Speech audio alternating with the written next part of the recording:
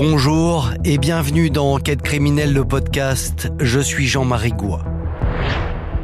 Aujourd'hui, je vais vous raconter l'histoire d'un adultère fatal.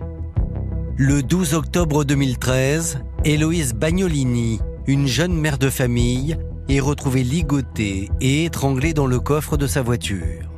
Mais que s'est-il passé ?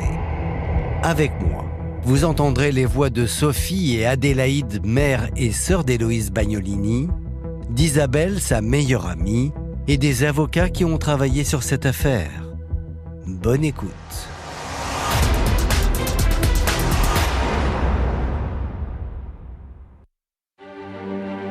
Tribunal d'Avignon, lundi 1er février 2016.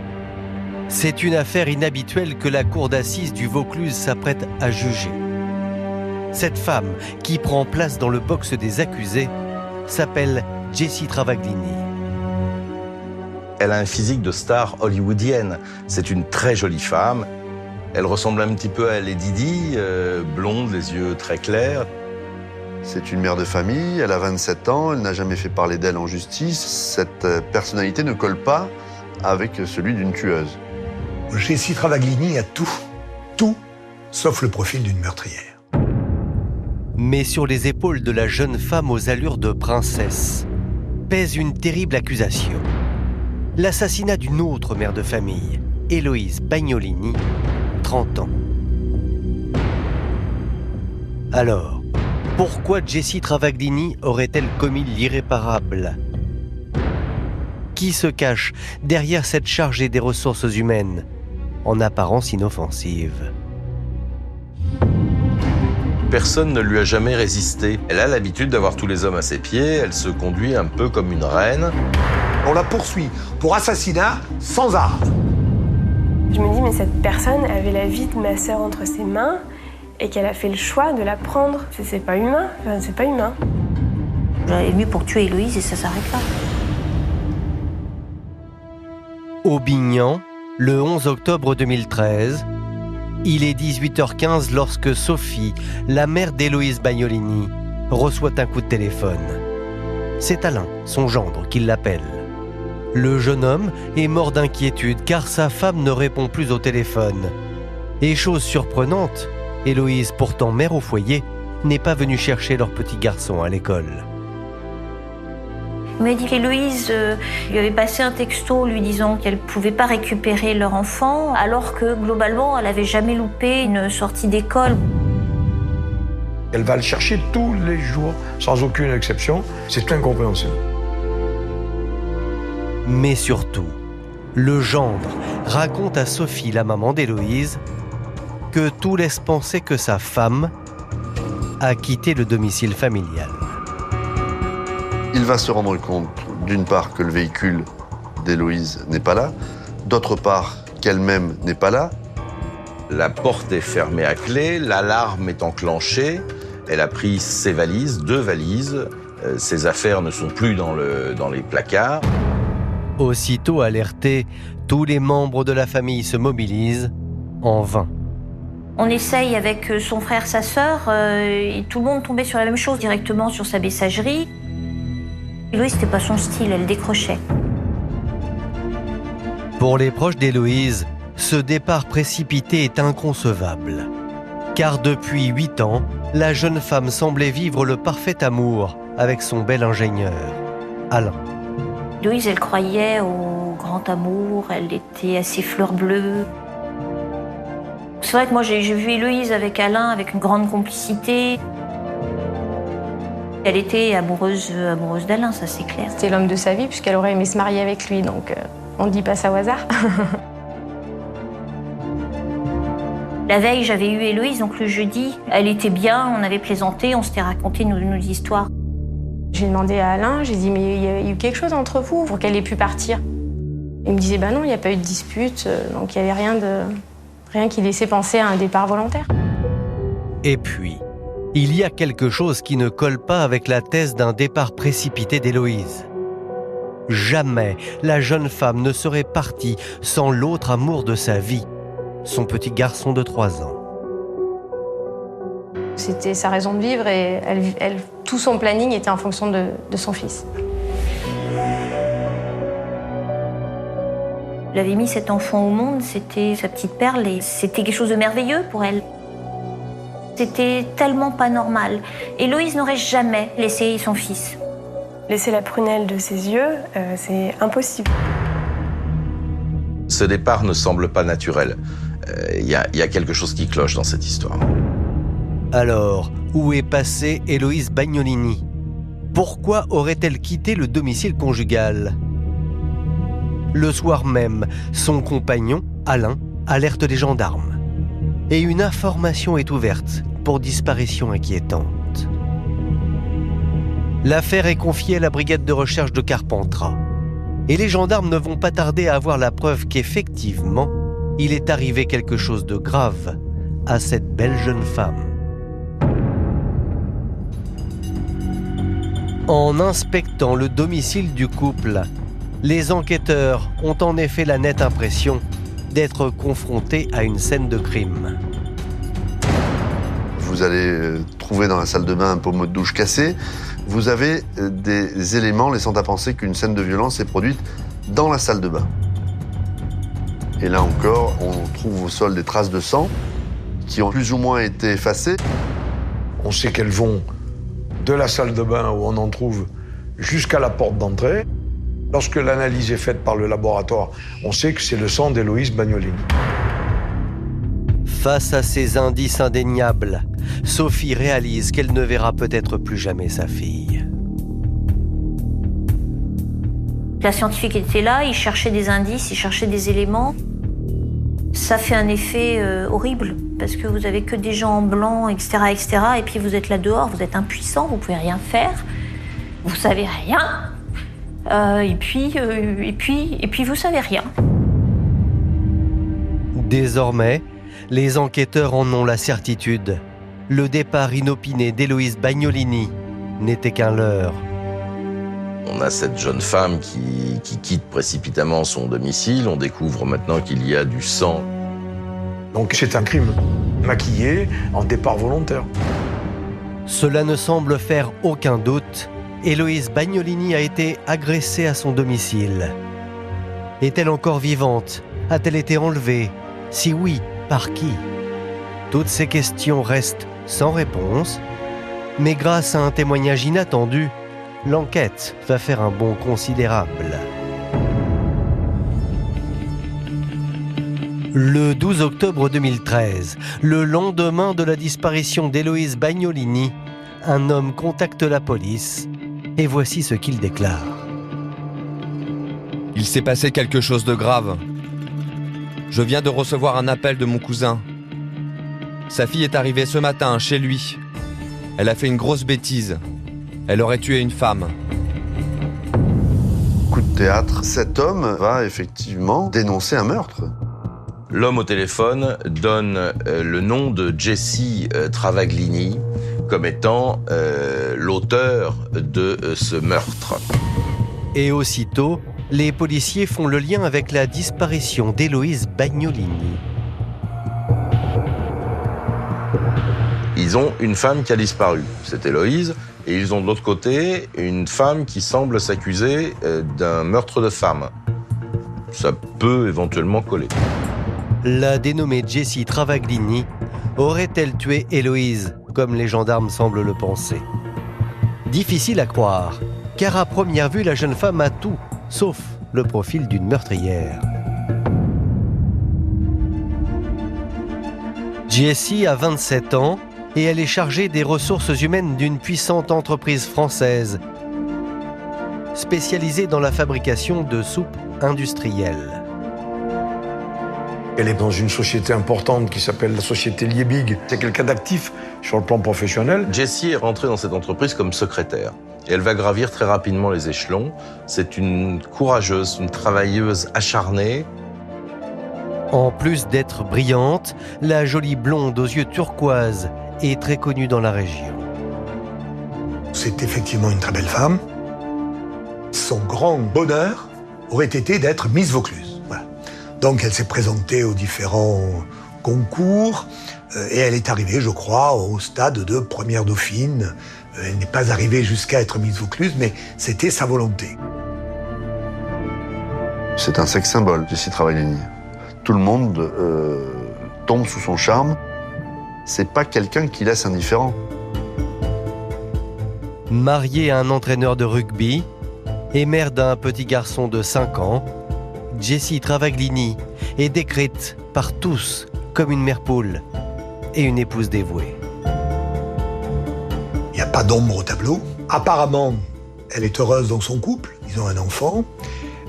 Elle connaît son mari depuis très jeune. Elle l'a connu quand elle avait 15 ans. Il forme avec sa femme un couple harmonieux. Elle accompagne son mari sur les entraînements ou sur les matchs de rugby le week-end. Elle s'occupe de son enfant. C'est une jeune femme extrêmement douce, sensible, gentille. Et qui a une vie tout à fait normale. Elle a des amis, elle a un entourage amical et familial qui, à première vue, est solide. Les policiers sont surpris. Comment une femme avec une telle personnalité aurait-elle pu tuer Héloïse? Et surtout, pourquoi? A priori, elles ne se connaissent pas. Mais a priori seulement. Car à y regarder de plus près, les gendarmes vont s'apercevoir que Jessie Travaglini a un lien avec la victime. Et ce lien, c'est Alain, son compagnon.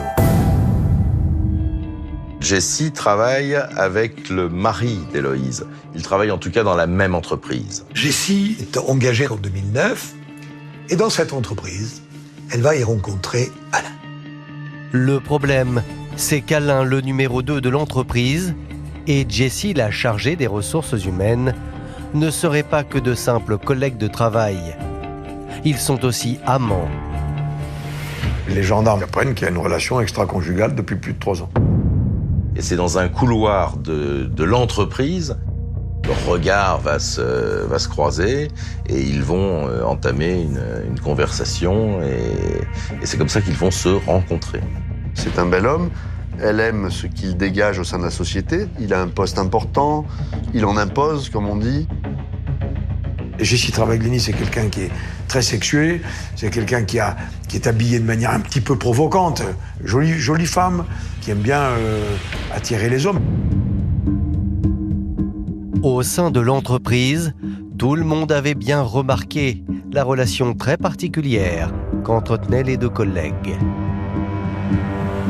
C'est un secret de polichinelle. Certaines personnes ont eu leur attention attirée par le rapprochement, les venues assez fréquentes de Jessie Travaglini dans le bureau de son collègue. Le soir tard, Alain reste dans le bureau de Jessie Travaglini, alors qu'encore une fois, il n'a pas tellement de raison d'y être, puisqu'ils ne sont pas dans le même service.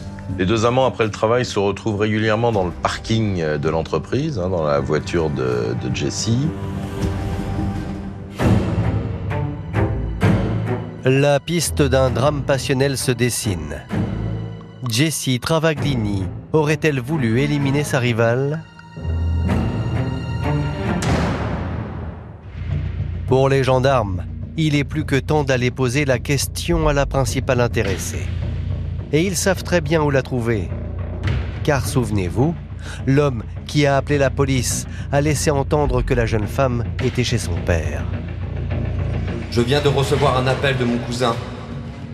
Sa fille est arrivée ce matin chez lui. Elle aurait tué une femme. Le cousin du père de Jessie Travaglini dit qu'elle s'est réfugiée chez son père. Les gendarmes, sachant où trouver la présumée responsable, sont donc rendus au domicile des parents de Jessie Travaglini. Ils ont trouvé Jessie Travaglini prostrée sur un canapé à l'intérieur du salon et ont donc pu procéder à son interpellation. Entre 2 sanglots, Jessie Travaglini avoue avoir tué Héloïse. Et elle va même indiquer où se trouve le corps de la jeune femme. Elle donne l'endroit où se trouve le véhicule d'Héloïse Bagnolini. Les gendarmes vont se rendre sur place. Ils vont s'apercevoir, en effet, qu'il y a le corps recroquevillé d'Héloïse Bagnolini dans le coffre. Malheureusement, les enquêteurs ne peuvent que constater l'identité d'Héloïse et le décès qui remonte vraisemblablement à plusieurs heures. Placée en garde à vue, Jessie Travaglini va faire d'incroyables révélations. Et ce que les enquêteurs prenaient pour une simple histoire de jalousie va s'avérer beaucoup plus complexe. Devant les gendarmes, la jeune femme veut bien reconnaître qu'elle entretenait une liaison avec le compagnon de la victime.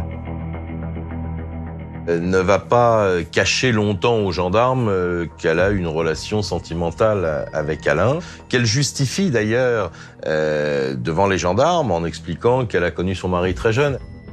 Jessie Travaglini va être amenée à parler de ses relations avec son mari en expliquant que finalement cette apparence de vie de couple parfaitement bienheureuse, où tout est idyllique, n'était peut-être pas le reflet de la vérité. Elle n'est pas satisfaite de sa vie, du fait que son mari, ce qui l'intéresse, c'est le rugby, un peu les bières et le poker avec ses copains. Elle va chercher chez Alain ce qu'elle n'a pas trouvé chez son mari. Toujours devant les enquêteurs, Jessie raconte ce fameux 11 octobre 2013. C'est Héloïse, dit-elle, qui lui aurait tendu un guet-apens. Elle indique que la veille, dans la nuit du 10 au 11, à 2h du matin, elle a reçu un SMS d'Héloïse qui lui disait en substance qu'elle avait découvert le poteau rose. Et voici ce que la maîtresse raconte aux gendarmes. J'ai reçu un message. Il disait « Salut, c'est Héloïse. Je suis au courant pour ta relation avec Alain. Si tu as à cœur, comme moi, de protéger ta famille, je te propose qu'on discute à la maison ce vendredi, à partir de 10h30. » Héloïse Bagnolini donne rendez-vous le lendemain chez elle à Aubignan pour parler. Et c'est précisément ce rendez-vous entre la maîtresse et la compagne bafouée qui aurait mal tourné. En effet, Jessie raconte que lorsqu'elle arrive chez Héloïse le lendemain matin, elle réalise que sa rivale ne voulait pas arranger les choses, mais en découdre. Elle est harcelée de questions par Héloïse, qui lui demande des précisions sur ses rapports avec son mari. On a commencé à discuter. Elle m'a dit qu'elle savait qu'Alain la trompait avec moi. Elle voulait savoir depuis combien de temps cela durait. Je lui ai dit la vérité, en indiquant que cela faisait 3 ans et demi. Je lui ai dit que cela avait commencé le lendemain du jour où elle avait annoncé à Alain qu'elle était enceinte. Et selon Jessie Travaglini, c'est précisément à cet instant qu'Héloïse, la compagne d'Alain, aurait perdu son sang-froid. Héloïse va devenir violente, va lui porter des coups, va la faire tomber. Elle aurait fui en direction de la salle de bain, Héloïse l'aurait rattrapée, une bagarre aurait suivi, elle aurait eu sa tête qui frappait la baignoire, elle aurait été un petit peu assommée. Et que pour échapper à cette scène de violence et échapper à sa propre mort, elle se serait emparée d'une serviette de toilette qui se trouvait là, ce qui n'est pas vraiment étonnant dans une salle de bain, et qu'elle aurait retourné. Elle serait mise elle-même en position sur Héloïse Bagnolini et elle l'aurait étranglée avec la serviette de toilette. Elle va indiquer qu'elle s'est rendue compte, lorsque le sang apparaît, coulant des narines, qu'elle essaye de prendre son pouls, et à ce moment-là, elle se rend compte que Héloïse ne respire plus. J'ai passé cette serviette autour de son cou et j'ai serré. Je voulais que ça s'arrête. Je n'ai jamais voulu ça. Je regrette. Prise de panique, Jessie Travaglini aurait alors eu une idée, tenter de faire croire à un départ volontaire d'Héloïse. Elle se dit, c'est pas vrai, c'est un cauchemar, ça n'existe pas. Se rendant compte de la situation, elle va tout faire pour effacer le crime. Elle va penser à prendre 2 valises et à prendre quelques petites affaires pour que sa thèse tienne, à savoir le départ volontaire d'Héloïse. Et elle met tout ça dans la voiture d'Héloïse. Elle va mettre le corps d'Héloïse dans le coffre de la voiture. Et elle va déplacer le véhicule à quelques centaines de mètres. Dans un espèce de lotissement un peu éteint. Les maisons ne sont pas occupées. Elle ne conteste pas avoir une participation dans cette histoire, mais elle nie avoir volontairement donné la mort. Elle dit même d'ailleurs qu'elle était un petit peu en état de légitime défense. Grâce au récit de Jessie Travaglini, les gendarmes viennent de retrouver la trace d'Héloïse Bagnolini. Et ce qu'ils redoutaient se confirme, la jeune mère de famille a bien été tuée. Reste maintenant pour les enquêteurs la lourde tâche d'informer la famille. C'est inconcevable d'imaginer que ma sœur était morte. C'était pas possible. J'ai pas voulu y croire, on n'a pas voulu y croire. Puis nous, avec Adélie, on était juste comme ça, on savait plus quoi faire. Et puis de toute façon, il n'y avait rien à faire. Donc on est resté comme ça. Et puis on a prévenu nos familles, on a prévenu nos amis proches. Certains avaient déjà défini de venir tout de suite pour nous aider. Juste moralement.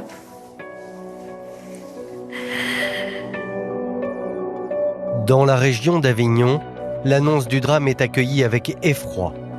Personne n'aurait imaginé qu'Héloïse Bagnolini puisse, un jour, faire la une des faits divers. On ne peut se résoudre au décès d'Héloïse. Il y a une incompréhension totale et c'est le choc. Les gendarmes doivent maintenant vérifier point par point tout ce que Jessie Travaglini a raconté. Héloïse était-elle vraiment au courant des infidélités de son conjoint? Aurait-elle bien convoqué sa rivale pour régler ses comptes? Jessie a-t-elle agi seule?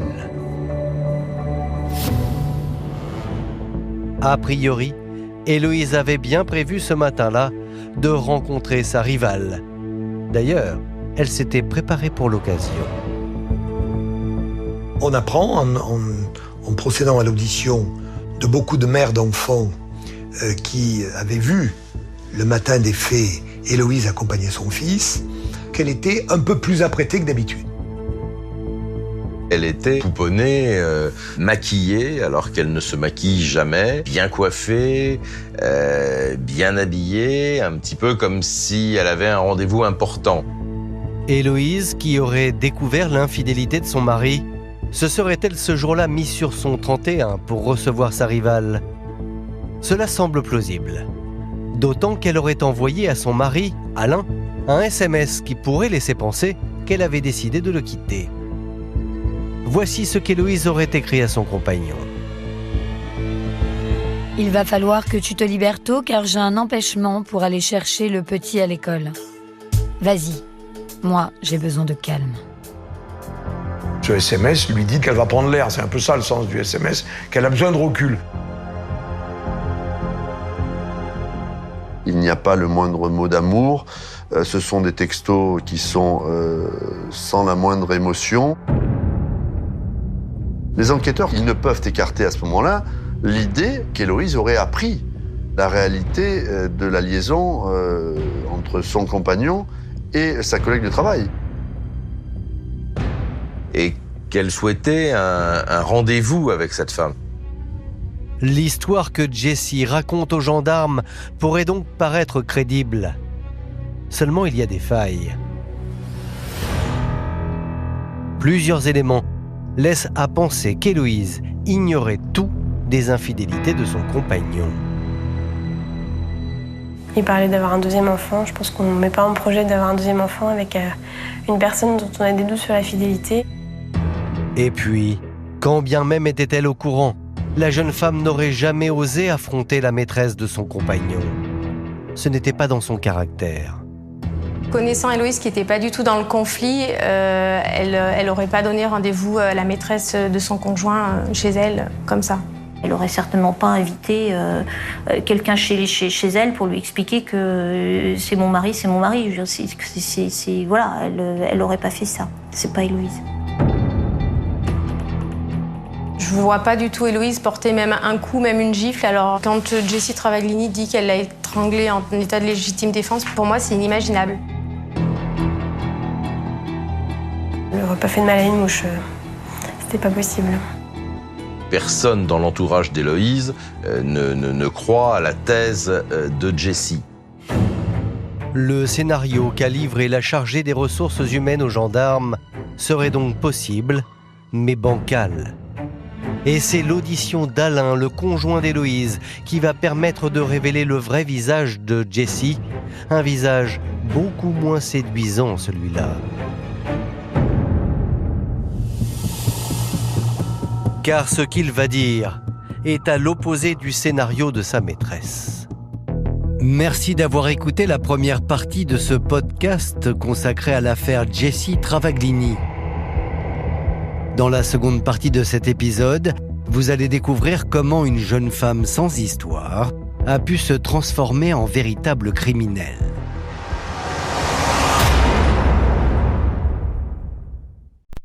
Bonjour et bienvenue dans Enquête criminelle, le podcast. Je suis Jean-Marie Goy. Dans la seconde partie de cet épisode consacré à l'affaire Jessie Travaglini, vous allez découvrir comment une jeune femme sans histoire a pu se transformer en véritable criminelle. Avec moi, vous entendrez les voix de Sophie et Adélaïde, mère et sœur d'Héloïse Bagnolini, d'Isabelle, sa meilleure amie, et des avocats qui ont travaillé sur cette affaire. Bonne écoute.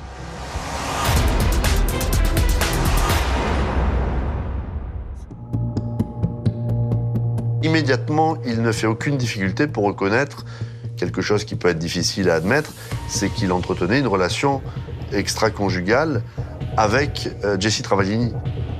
Mais il est persuadé que sa compagne Héloïse n'était pas au courant de sa relation avec Jessie.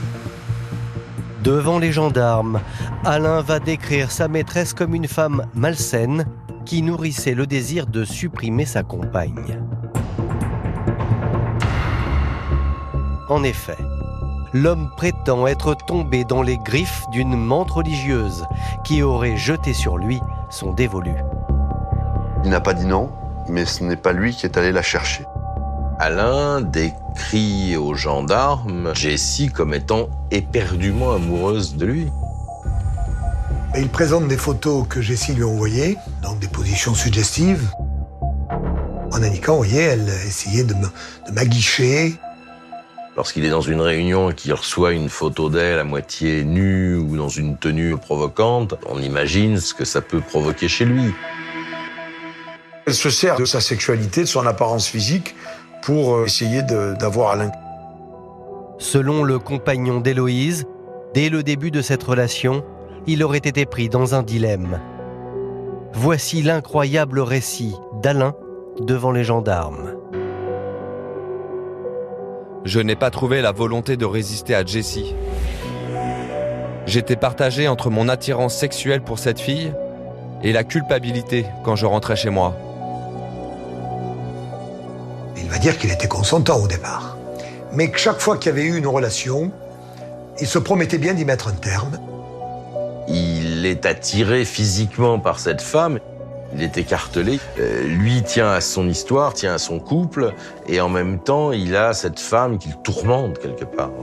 Il se sentait coupable, il était angoissé de cette culpabilité, mais sexuellement, il était pris. Alors, pour résister à Jessie, l'homme affirme avoir édité une charte. Un code de bonne conduite que le mari infidèle aurait instauré entre lui et la belle tentatrice. Incroyable. Premièrement, on se voit, on se caresse, on fait tout ce qu'on veut, mais il n'y a pas d'acte de pénétration. Comme ça, j'aurais pas l'impression de tromper ma compagne. Il n'y aura jamais d'acte sexuel abouti. Il exige que les relations sexuelles en restent au stade des préliminaires. Deuxième élément de la charte, ce n'est jamais moi qui t'appellerai, c'est toi qui dois venir vers moi, c'est toi qui dois me relancer. Les rendez-vous n'étaient pris qu'à l'initiative d'elle, c'est-à-dire que lui n'était jamais finalement demandeur d'un rendez-vous. Troisième élément de la charte, on ne se voit ni chez toi ni chez moi, on se voit ou à l'hôtel ou dans la voiture. Et ils avaient pour règle absolue de ne jamais rester une nuit ensemble, par exemple, même quand ils se retrouvaient à l'hôtel. Ensuite, chacun rentrait chez soi.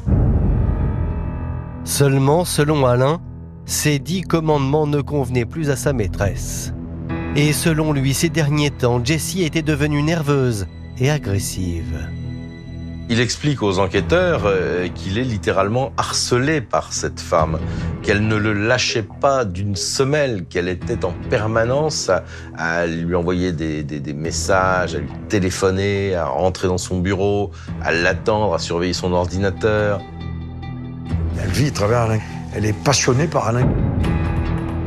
Elle va, comme par hasard, à la même station de ski qu'Alain. Ils se retrouvent. Il y a une semaine de ski, c'est incroyable. Il y a beaucoup de stations de ski en France. Là, il y a une seule station où il y a la famille d'Alain avec sa femme. Elle est là avec son mari et son fils. À tel point que peu de temps avant la mort d'Héloïse, Alain aurait enfin décidé de mettre un terme à ses relations avec Jessie. Il lui dit, je t'ai toujours dit qu'il n'y avait aucun espoir que nous puissions un jour former un vrai couple. Qu'il va peut-être déménager parce qu'il veut repartir sur de nouvelles bases avec sa compagne. Il fait état de cette volonté de quitter la boîte, mais également la région. Il est sous pression. Il sait qu'elle est amoureuse de lui. Et donc il fait une sorte de rétro-pédalage et il va lui dire « Stop, on arrête, c'est fini, c'est terminé ». Jessie serait-elle devenue obsessionnelle au point de vouloir éliminer sa rivale? Son amant en est persuadé. Et visiblement, Jessie ne va pas le supporter. Et elle aura cette phrase qui, avec le recul, là encore, interpelle « Je sais maintenant ce qu'il me reste à faire ». Et la suite de l'enquête va remettre en cause la thèse soutenue par la maîtresse. Contrairement au scénario livré par Jessie, l'hypothèse d'un rendez-vous fixé par Héloïse ne tient pas. C'est la téléphonie qui va en apporter la preuve. On a vérifié s'il y avait pu y avoir un message qui part du téléphone d'Héloïse Bagnolini pour arriver sur le téléphone de Jessie Travaglini. On est sûr qu'il n'y a absolument rien eu. Elle est prise en flagrant délit de mensonge sur un point et un élément capital. Et ce n'est pas tout. Le médecin légiste va démontrer que la thèse de la légitime défense, soutenue depuis le départ par la maîtresse, n'est pas plausible. Elle dit qu'elle s'est rendue compte qu'elle était morte très vite. Or, le médecin légiste dit tout autre chose. Il dit d'abord que l'étranglement a duré très longtemps pour obtenir le résultat de la mort.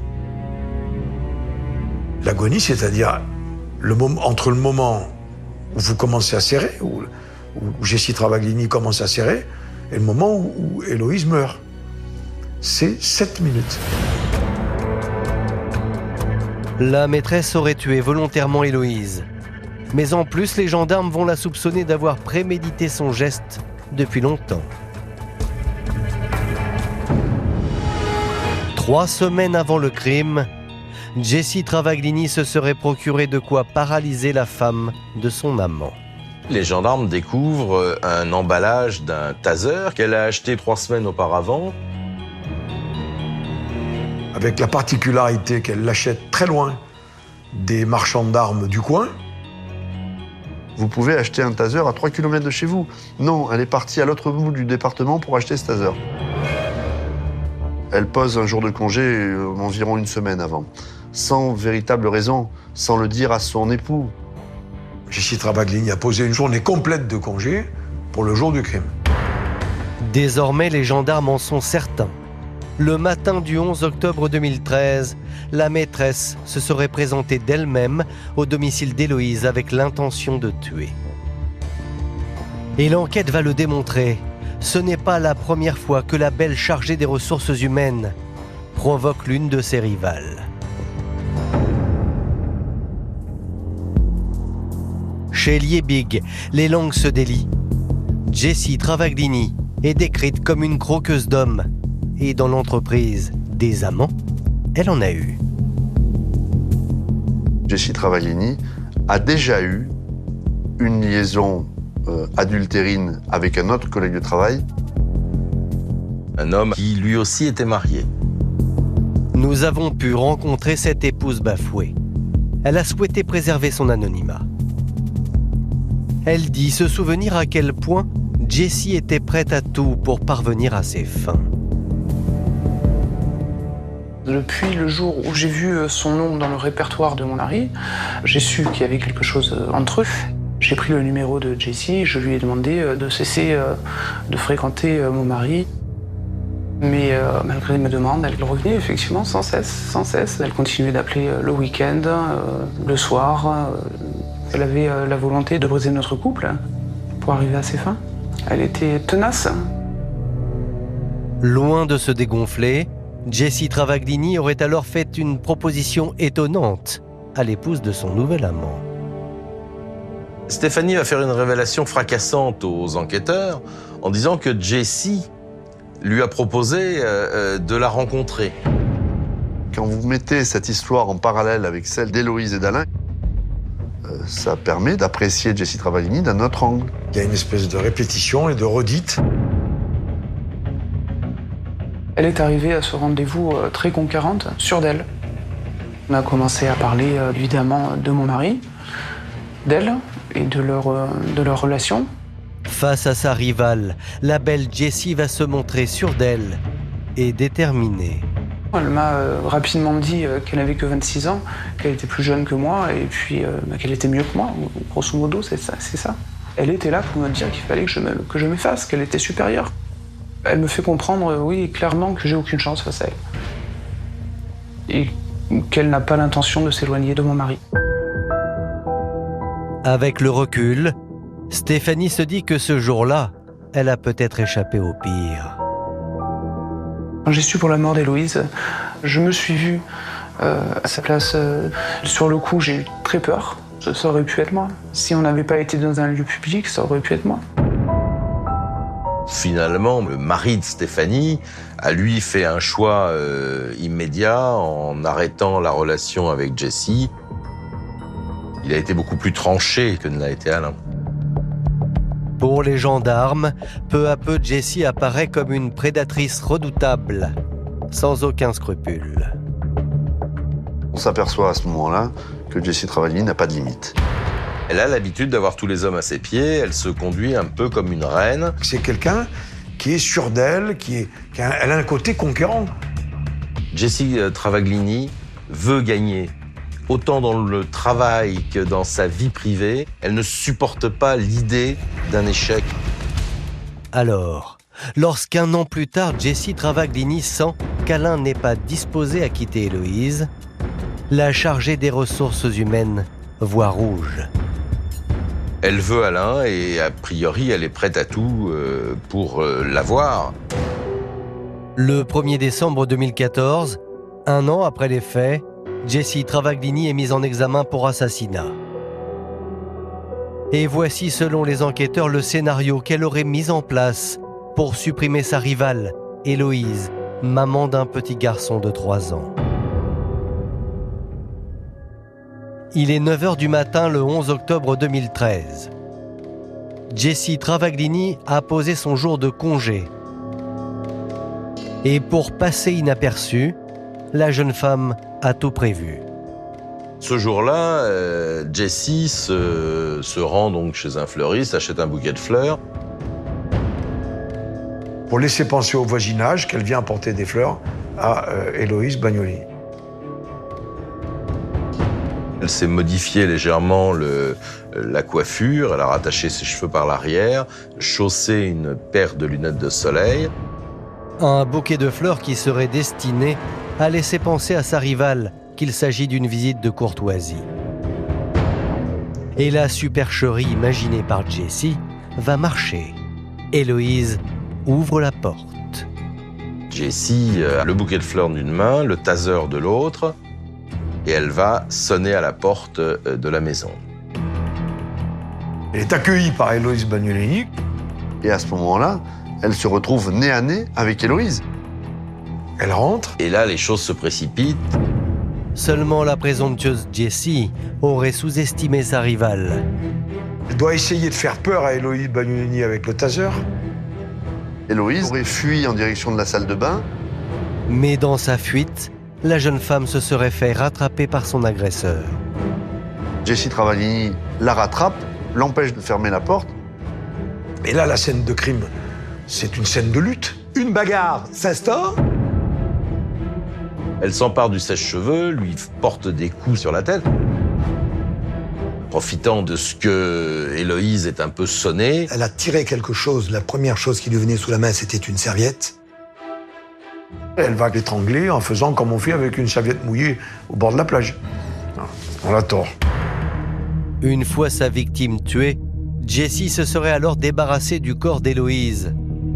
Et avec un incroyable sang-froid, elle va le cacher. Elle va traîner le corps, le mettre dans le coffre de la voiture d'Héloïse. Là, une anecdote à ce propos, puisqu'il y a un voisin qui passe et qui la salue, alors qu'elle est en train de mettre le cadavre dans le coffre de la voiture. Elle lui a dit bonjour, elle lui a fait un signe. Vous vous rendez compte le culot qu'elle a? Pour Jessie Travaglini, resterait à exécuter la suite de son plan. Faire croire à tout le monde qu'Héloïse aurait délibérément quitté son compagnon. Souvenez-vous, le jour de sa disparition, Alain a reçu un texto émanant du portable d'Héloïse. Il va falloir que tu te libères tôt car j'ai un empêchement pour aller chercher le petit à l'école. Vas-y, moi j'ai besoin de calme. Mais en réalité, ce texte a été écrit par Jessie elle-même. Elle va être capable de prendre le téléphone d'Héloïse, d'envoyer un message à Alain pour lui indiquer qu'elle a besoin d'air, qu'elle a besoin de calme et qu'il doit, dès lors, se rendre à l'école, récupérer l'enfant. Donc, en se faisant passer pour Héloïse Bagnolini, elle va manifester le désir de le quitter. En envoyant ce SMS à Alain, son amant, Jessie aurait donc espéré récupérer pour elle toute seule l'homme qu'elle aimait. La suite du scénario imaginé par les enquêteurs est simple. Jessie aurait jeté tous les éléments susceptibles de l'accabler dans le Rhône. Le téléphone portable, la serviette ayant servi à étrangler, le sèche-cheveux avec lequel elle s'est battue, le taser qui aurait été utilisé, pas utilisé, on n'en sait rien. Tous ces éléments-là, elle les fait disparaître. Pour l'instant, j'ai envie de dire que tout s'est à peu près bien déroulé dans l'esprit de la criminelle. Il n'y a qu'un malheur dans cette histoire, c'est qu'elle a le visage complètement tuméfié parce qu'elle a reçu aussi des coups. Blessée au visage, Jessie doit impérativement trouver une parade. Et dans ce domaine, la chargée des ressources humaines va démontrer qu'elle a plus d'un tour dans son sac. Elle a rendez-vous avec une de ses amies.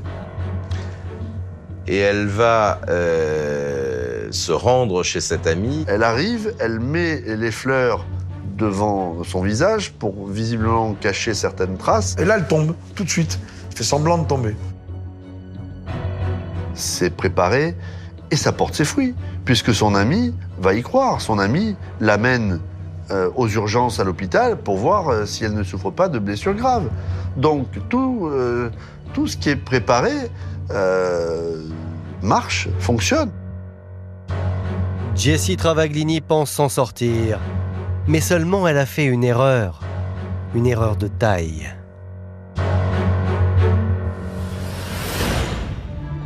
Le lendemain, souvenez-vous, la meurtrière va se rendre chez son père pour se confesser de son crime.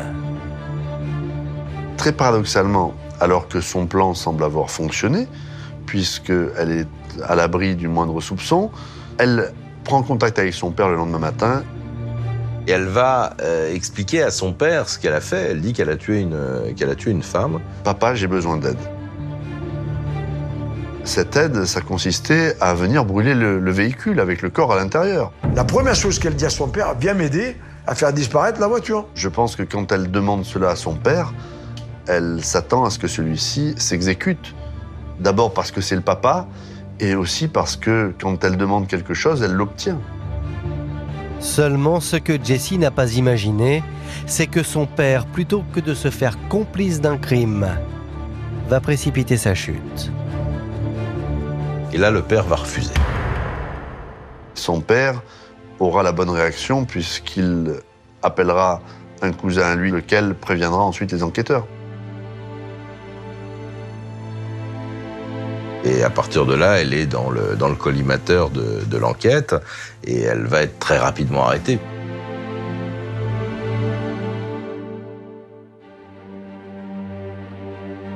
Le lundi 1er février 2016 s'ouvre aux assises du Vaucluse le procès très attendu de Jessie Travaglini pour l'assassinat d'Héloïse Bagnolini.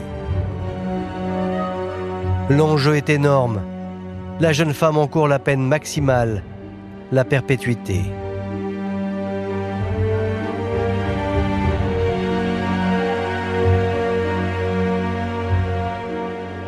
Après 3 ans d'attente interminable, les proches de la victime ainsi que son compagnon, Alain, espèrent enfin avoir des explications. Quand le procès est arrivé, on savait qu'on allait voir pour la première fois en vrai la meurtrière. Et on espérait des réponses sur comment ça s'est passé. On pensait réellement que la personne allait avoir l'honnêteté morale et de dire la vérité, de dire ce qui s'était passé. Mais face au juré, Jessie Travaglini va se montrer encore une fois méprisante et imperturbable. Je l'ai découverte au procès et elle était pile dans mon axe. Donc mes yeux sont attardés sur elle. Il se trouve qu'elle m'a regardée à un moment donné et je peux vous dire qu'elle n'a pas lâché le regard. C'est comme une espèce de provocation supplémentaire. Et c'était tellement insupportable que j'étais obligée de changer de place. On a bien vu que tout lui était égal, qu'elle était là effectivement pour le procès, mais en dehors de ça, elle n'était pas émue. Les seules personnes qui lui mettaient une larme, ça va être ses parents, sa famille. On voyait bien que le reste du monde, elle s'en foutait. Jessie Travaglini n'en démord pas. La mort d'Héloïse n'est qu'un malencontreux accident. Et voici ce qu'elle déclare à la cour. Je n'ai jamais voulu tuer. Je n'ai jamais voulu faire de mal. Pendant les 3 jours d'audience, elle n'a pas changé son système de défense d'un pouce. C'est-à-dire qu'elle est restée sur sa position qui est basée sur la légitime défense. Elle considère qu'elle a sauvé sa peau ce matin-là et que sa vie était en danger. Dans un premier temps, le procès de Jessie Travaglini va tourner à son avantage. Souvenez-vous, Alain, le mari infidèle, avait instauré des règles pour, dit-il, protéger son couple. Or, le procès va révéler que ces règles auraient peut-être eu l'effet inverse. Jessie, c'est une jeune femme qui a trouvé un homme qu'elle s'est mis à admirer et dont elle recherchait la compagnie. Et qui s'est trouvé à un moment donné frustrée dans cette relation. Même leur relation sexuelle, pour elle, c'était devenu très frustrant. C'est-à-dire qu'elle avait des demi-relations intimes. Et là, quelque part, sans chercher à la défendre, je peux la comprendre. Voilà une femme qui, depuis 3 ans et demi, n'entretient finalement avec son amant que des demi-relations. Il a joué avec Jessie, monsieur Alain. Les interdictions, le code de bonne conduite que lui a imposé Alain, à mon avis, a un peu fait dériver Jessie. Pour l'avocat général et la partie civile, les mensonges à répétition de Jessie sont accablants. Chaque fois qu'elle avait une thèse à soutenir, elle était démontée par un expert. Elle a dit qu'elle avait reçu un message dans la nuit, c'est impossible. Elle dit qu'elle s'est rendue compte qu'Héloïse était morte très vite. Ça paraît exclu puisqu'il y a un temps d'agonie qui fait 7 minutes. Voilà. Tout ce qu'elle dit a été contredit. Après 3 jours de procès, le verdict tombe. Jessie Travaglini est condamnée à 30 ans de réclusion criminelle, mais uniquement pour meurtre. La cour d'assises de Vaucluse a répondu non à la question de la préméditation. Parce que lorsque Jessie se présente au domicile de sa rivale, elle a un taser à la main. Le taser n'est pas reconnu comme une arme létale. Elle n'est pas venue avec une arme qui a donné la mort. Elle est acquittée du chef d'assassinat, mais elle va être condamnée à la peine maximale pour l'homicide volontaire. À l'annonce du verdict, Jessie Travaglini est abasourdie.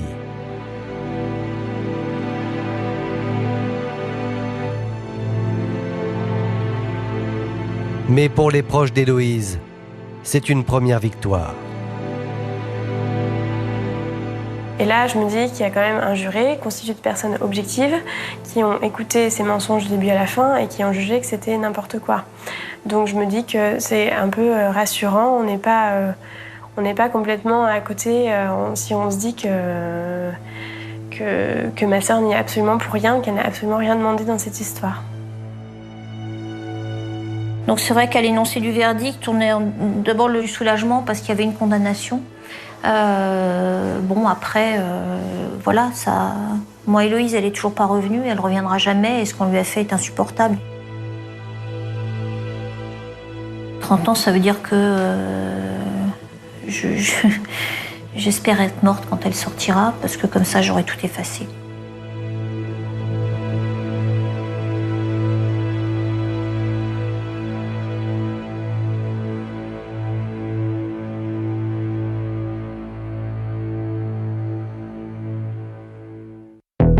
Merci d'avoir écouté la seconde partie de cet épisode consacré à l'affaire Jessie Travaglini. N'hésitez pas à vous abonner à ce podcast afin de recevoir chaque semaine un nouvel épisode. Et bien sûr, s'il vous a plu, vous pouvez laisser un commentaire sur l'appli RTL, rtl.fr et toutes les plateformes partenaires. Je vous dis à bientôt. Il est un peu plus de 23h15 ce soir du 12 mars 2016 dans la petite commune de Saint-Laurent-du-Var, à quelques kilomètres de Nice.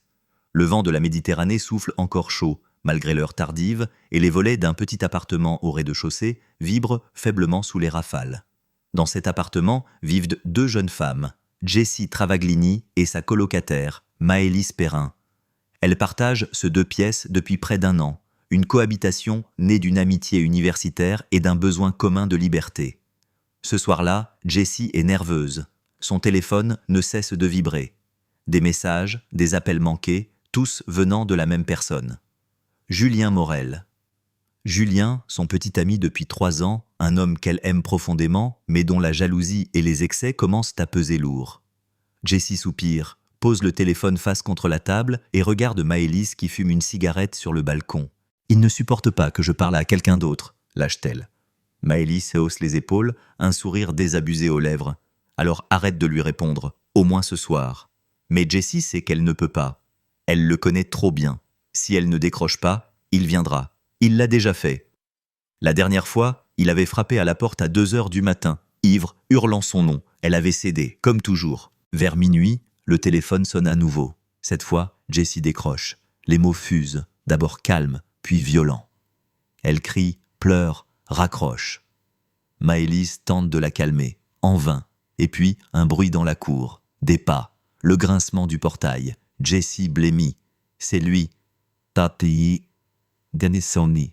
Quelques minutes plus tard, on frappe fort à la porte. 1, 2, 3 fois. Ouvre, Jessie. La voix est rauque, familière. Maëlys hésite, mais Jessie la supplie du regard. Ne dis rien. Elle s'avance, déverrouille doucement, entr'ouvre la porte. Julien entre sans attendre l'invitation. Il porte une veste en cuir noir, sans l'alcool et la colère. « Pourquoi tu me fuis, hein ? Tu crois que je suis idiot ?» Jessie recule, tente de rester calme. Maëlys, témoin silencieuse, s'interpose. « Julien, ça suffit. » Il la regarde avec mépris. « Toi, mêle-toi de tes affaires. » L'atmosphère devient électrique. Une dispute éclate, violente, nerveuse. Julien accuse Jessie d'avoir un autre homme, un certain Lucas qu'il aurait vu sur ses réseaux sociaux. Elle nie, hurle qu'il devient fou. Maëlys s'approche du téléphone pour appeler la police, mais Julien, plus rapide, le lui arrache des mains et le jette contre le mur. Le silence retombe brutalement. Jessie tremble, les yeux humides. Elle chuchote. « Sors d'ici, s'il te plaît. » Julien la fixe un instant, puis quitte l'appartement d'un pas lourd, claquant la porte derrière lui. Il est 00h37. Les deux femmes restent immobiles quelques secondes avant que Maëlys murmure « Il est malade, ton mec ».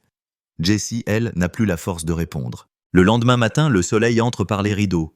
Jessie s'est endormie sur le canapé, les yeux gonflés. Maëlys prépare du café. Rien ne semble indiquer que ce jour-là marquera un tournant tragique. Vers 9h, Jessie reçoit un message. « Pardon pour hier, on peut parler ?» Elle hésite, puis répond. « Pas aujourd'hui, laisse-moi tranquille. Pendant les 2 jours suivants, Julien envoie des dizaines de messages, tous ignorés. Et puis, le 15 mars, plus rien. Un silence total. Jessie respire enfin. Elle retourne au travail, reprend ses cours à la fac, sourit à nouveau. Mais ce calme ne durera pas. Le 18 mars, un vendredi, Jessie reçoit un appel inattendu. Un homme, une voix grave. « Bonjour, c'est Lucas Durand. On s'est croisés à la soirée de Clara. Tu te souviens ?» Oui, elle s'en souvient. Un sourire charmant, un regard franc. Ils avaient échangé quelques mots, rien de plus. « J'aimerais te revoir, si tu veux. » Au début, Jessie hésite. Mais l'idée d'un nouveau départ, loin de Julien, la tente. Elle accepte. Ce soir-là, ils se retrouvent dans un bar du centre-ville. L'ambiance est légère, les rires sincères. Lucas sait tout ce que Julien n'est plus. Calme, attentionné, drôle. À la fin de la soirée, il lui propose de la raccompagner. Elle accepte sans réfléchir. Dans la voiture, le silence est doux, presque complice. Arrivée devant chez elle, elle le remercie. Il lui prend la main, les fleurs d'un sourire. « Bonne nuit, Jessie !» Mais ce que ni elle ni lui ne savent, c'est qu'une silhouette les observe de loin, dissimulée derrière un lampadaire. Julien. Son regard brûle de jalousie. Dans sa poche, son téléphone filme la scène. Le lendemain, les messages recommencent. Cette fois, ils sont pleins de rage. « Tu m'as remplacé ? Je t'ai vu avec lui. Tu vas le regretter. » Jessie bloque son numéro. Le 22 mars, Maëlys part passer le week-end à Marseille. Jessie reste seule. Le samedi soir, elle envoie un dernier message à Lucas. « Passe demain matin, on ira prendre un café. » Le lendemain, dimanche 23 mars, il est 10h20 quand Lucas arrive. La porte est entrebâillée. Il frappe, appelle, pas de réponse. Il entre. Le salon est en désordre. Le téléphone de Jessie gît sur le sol. Dans la chambre, un silence pesant. Et puis, cette vision qu'il n'oubliera jamais. Jessie, allongée sur le lit, inerte, les draps tachés d'un rouge sombre. Il hurle. Les voisins accourent, la police est appelée. À 10h47, le commissariat de Nice reçoit l'appel d'urgence. Une unité est dépêchée sur place. L'inspectrice principale, Hélène Barral, arrive la première. Expérience, sang-froid, mais un visage fermé. En entrant, elle comprend tout de suite. Ce n'est pas un suicide. Trop de désordre, trop de détails incohérents. La table renversée, les griffures sur les bras de la victime, le téléphone brisé. Les premières constatations révèlent une strangulation manuelle. La mort remonte à environ 5 heures plus tôt. Vers 5h du matin, l'inspectrice interroge Lucas, encore sous le choc. Ses mots sont tachés, confus. Je l'ai trouvé comme ça. Elle ne répondait pas. Son visage trahit la sincérité, mais le protocole est strict. Il est placé en garde à vue. Pendant ce temps, les techniciens de scène de crime fouillent l'appartement. Sous le canapé, ils découvrent un petit pendentif en argent, brisé en 2. À l'arrière, une gravure. G plus J, Jessie et Julien. Quelques heures plus tard, Julien Morel est interpellé à son domicile. Il nie tout. « Je n'ai rien fait. J'étais chez moi. J'ai dormi. » Mais son alibi est fragile. Personne ne peut le confirmer. Les analyses téléphoniques tombent. Il a tenté d'appeler Jessie à 4h58. Son portable a borné à seulement 300 mètres de l'appartement. Hélène Barral le regarde, impassible. « Vous étiez là, Julien. » Il baisse les yeux. Puis un sourire étrange se dessine sur son visage. « Je voulais juste parler, c'est tout. » Mais pour l'enquêtrice, l'affaire ne fait que commencer. Car bientôt, un 3e nom va apparaître dans le dossier. Un nom inattendu, celui de Maëlys. Le lendemain matin, le commissariat de Nice bruisse d'une agitation inhabituelle. Les bureaux de la brigade criminelle s'emplissent du claquement régulier des claviers, des téléphones qui sonnent et des conversations à voix basse. Dans son bureau vitré, l'inspectrice Hélène Barral observe le dossier étalé devant elle. Les photos de la scène, les rapports préliminaires, les relevés d'appel. Tout converge vers Julien Morel, mais quelque chose cloche. L'affaire semble trop évidente, presque trop parfaite dans sa simplicité. Barral a l'instinct d'une vieille louve. Elle sait reconnaître quand un puzzle a été sciemment arrangé. Elle décide de revoir Maëlys Perrin. La colocataire de la victime est rentrée de Marseille la veille au soir, effondrée en apprenant la nouvelle. Lorsqu'elle pénètre dans la salle d'interrogatoire, ses yeux rougis trahissent une nuit blanche. Elle serre contre elle un mouchoir déjà trempé de larmes.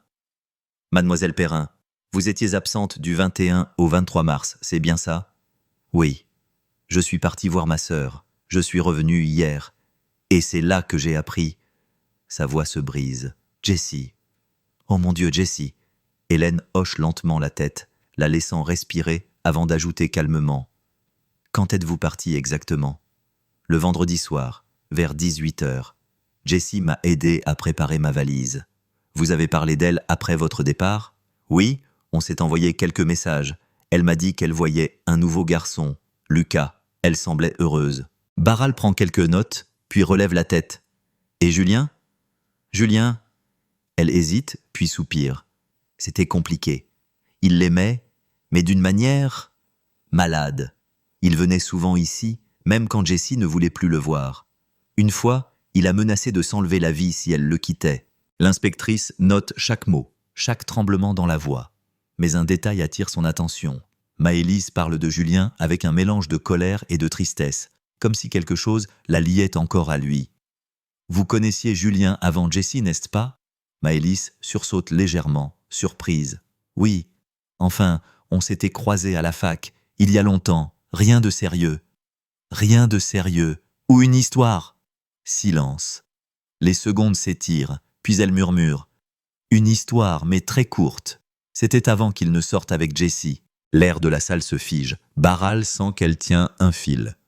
Est-ce que Jessie était au courant ? Non, je lui ai jamais dit. C'était fini depuis longtemps. Et puis, Julien, il l'aimait vraiment, elle, pas moi. Hélène ferme le dossier. L'entretien se termine, mais elle sait qu'elle devra revenir vers Maëlys. Dans l'après-midi, elle rend visite à la famille de Jessie. Les parents, dévastés, évoquent une fille douce, aimante, parfois naïve. Sa mère, Mireille, tente une photo de sa fille prise 2 semaines avant le drame. Un sourire éclatant, des yeux pleins d'avenir. Elle voulait partir à Paris, travailler dans la mode, dit-elle entre 2 sanglots. Julien ne voulait pas. Il disait qu'elle n'avait pas besoin de ça. Pendant ce temps, les analyses ADN reviennent du laboratoire, sous les ongles de la victime. Des traces biologiques appartenant à 2 profils distincts. Le premier, clairement identifié, correspond à Julien Morel. Le second, inconnu. Ni Lucas, ni Maëlys. L'enquêtrice se penche sur le rapport. Une deuxième présence dans la chambre au moment du meurtre, ou avant. Et si quelqu'un d'autre était entré après le drame ? Barral retourne à la scène de crime. Dans le salon, elle remarque un détail qui lui avait échappé. Une tasse à café posée sur la table basse, à moitié pleine, encore cerclée d'une trace de rouge à lèvres. Pourtant, selon le rapport de l'autopsie, Jessie n'avait rien bu depuis minuit. Alors, qui a bu ce café ? Elle demande qu'on fasse relever les empreintes. 2 seulement, celle de Jessie et celle de Maëlys. Le soir même, Hélène fait venir Maëlys pour un nouvel entretien, cette fois plus ferme. Vous m'avez dit être parti le vendredi soir à Marseille. Pourtant, votre empreinte figure sur une tasse découverte chez Jessie. Une tasse qui n'a pas été lavée depuis le crime. Comment l'expliquez-vous ? Maëlys blêmit. Ses mains tremblent. Peut-être avant de partir ? Non. Le café était encore liquide quand nous sommes arrivés. Un silence. Puis une larme roule lentement sur sa joue.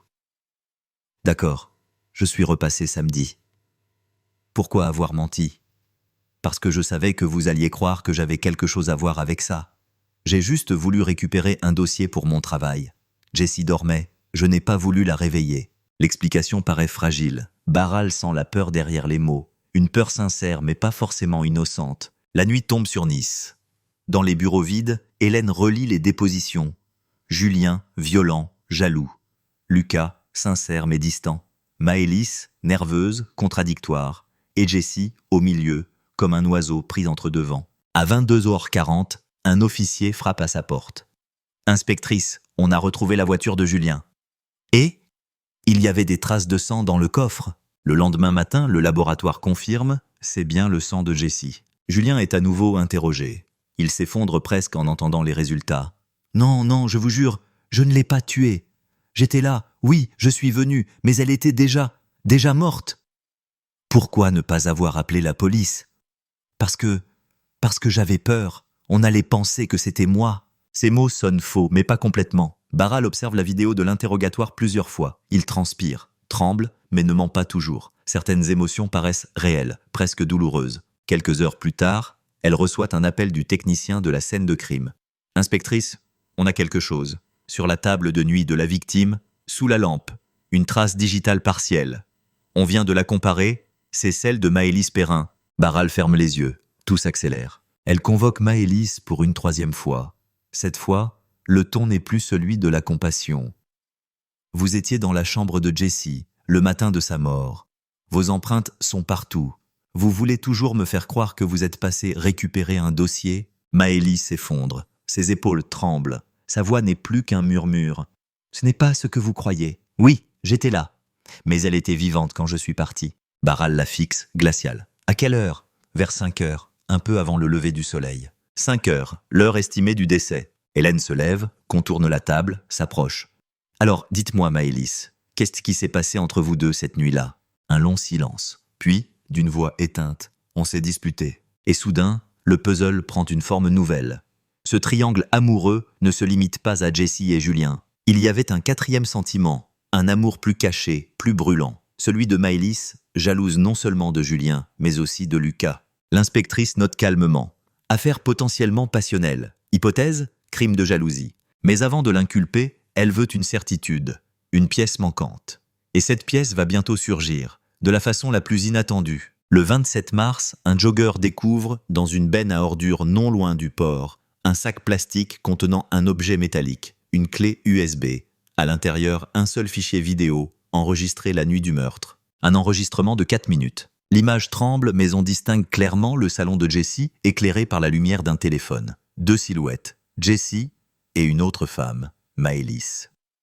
Le 27 mars au matin, dans le bureau de la brigade criminelle de Nice, l'atmosphère est électrique. L'inspectrice Hélène Barral se tient devant l'écran d'un ordinateur, les bras croisés, tandis que le technicien forensique branche la clé USB retrouvée dans la benne. Autour d'eux, le silence est total. Seule la pluie battant contre les vitres accompagne le clic qui ouvre le fichier vidéo intitulé VID 23 03 16 04h13 en P4. L'image s'allume brusquement, floue, vacillante, captée dans la pénombre d'un salon. On reconnaît l'appartement de Jessie Travaglini. Le temps semble suspendu.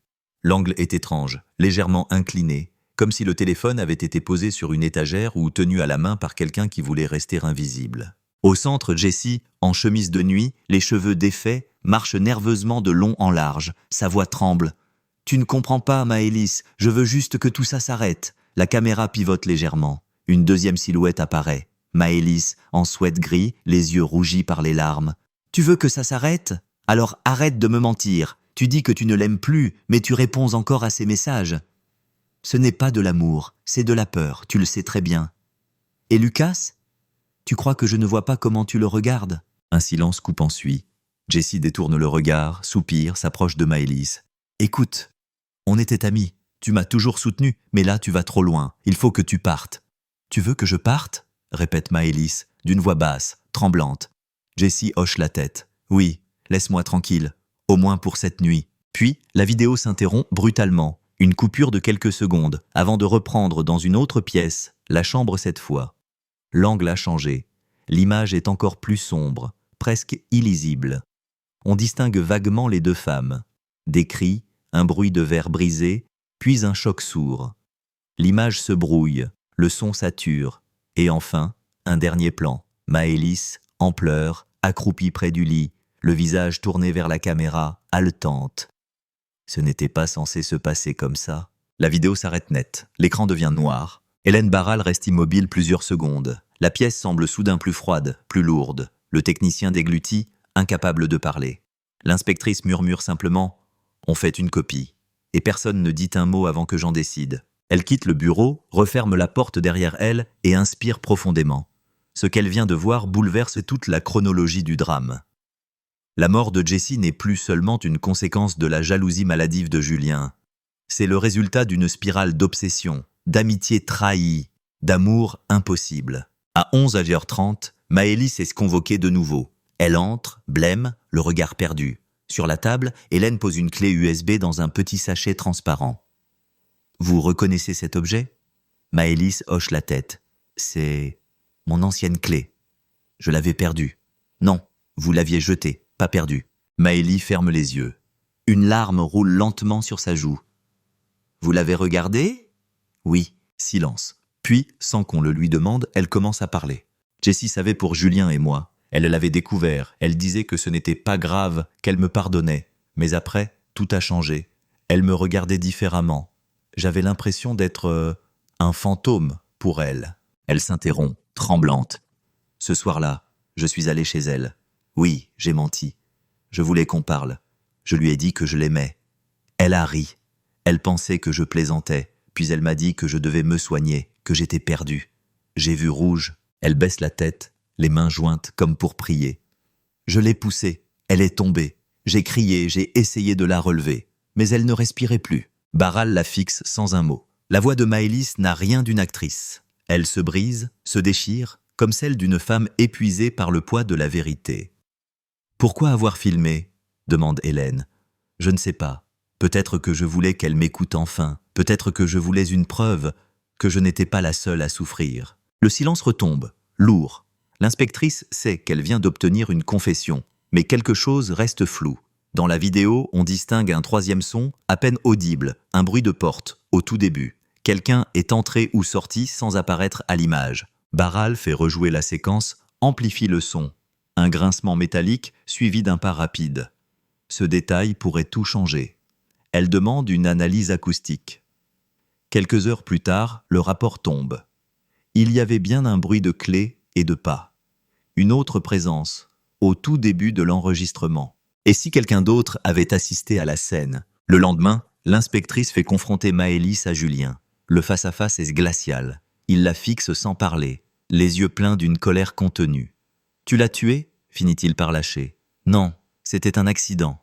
Tu mens. » Hélène les interrompt. « Julien, vous étiez aussi sur place cette nuit-là. Votre téléphone a borné à 4h58. Vous avez vu quelque chose ?» Il hésite, puis murmure. « J'ai vu Maëlys sortir de l'immeuble. Elle pleurait. Je suis monté. La porte était entr'ouverte. Jessie, elle ne bougeait plus. Son regard s'embut. Il parle vite, comme s'il voulait tout vider d'un coup.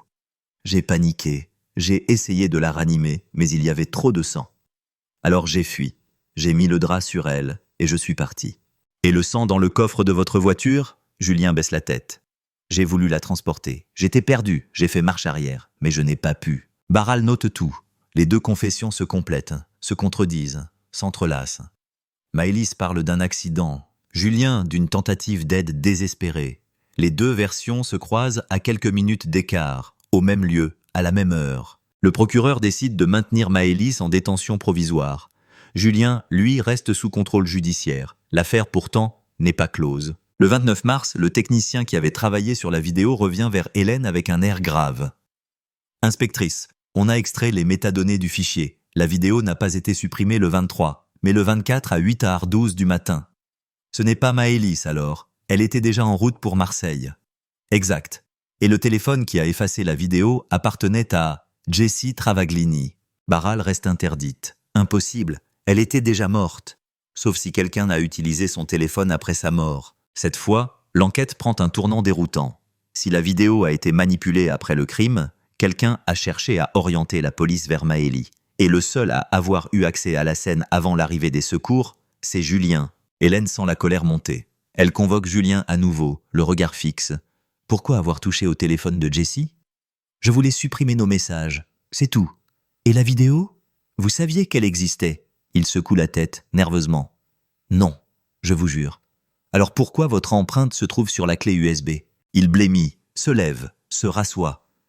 Parce que je l'ai trouvée dans la chambre. Je ne savais pas ce que c'était. Le ton de sa voix vacille. Hélène comprend. Ce n'était pas un simple témoin paniqué. Il savait. Peut-être pas tout, mais assez pour manipuler les preuves. Elle se lève, s'approche de lui. « Julien, dites-moi la vérité. Vous l'aimiez encore ? » ?»« Oui, trop. » »« Et vous ne supportiez pas qu'elle vous échappe ? » Un souffle. « Non. Je ne supportais pas qu'elle l'aime, lui. »« Louis, Lucas. » Mais l'enquêtrice a vérifié. Lucas était en déplacement professionnel à Aix-en-Provence cette nuit-là. Des témoins le confirment. Il n'a aucun lien direct. Pourtant, Julien continue à répéter son nom, comme une obsession. Alors Hélène comprend que l'affaire dépasse la jalousie amoureuse. C'est une tragédie faite d'illusions, de manipulation et de désespoir. Une toile où chaque fil a été tiré par quelqu'un qui voulait que tout s'effondre.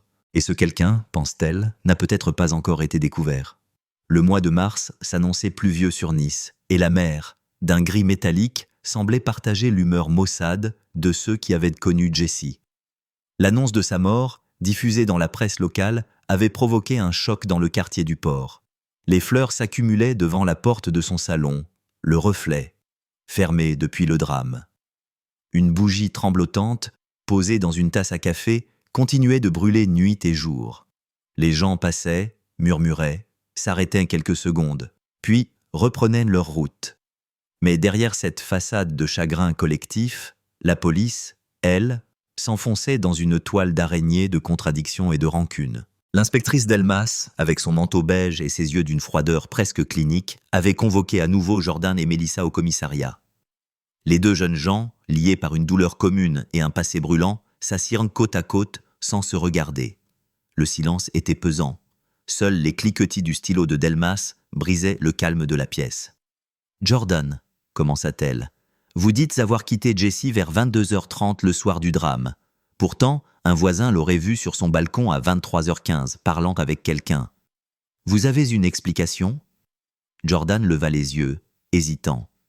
Elle recevait souvent du monde, vous savez, des clients, des amis. Peut-être Mélissa ? Mélissa sursauta. Moi ? Non mais tu te fous de moi ? Je n'ai plus mis les pieds chez elle depuis novembre. Delmas nota quelque chose sur son carnet. C'est curieux, pourtant, votre ADN a été retrouvé sur un verre dans la cuisine. Le regard de Mélissa se glaça. C'est impossible.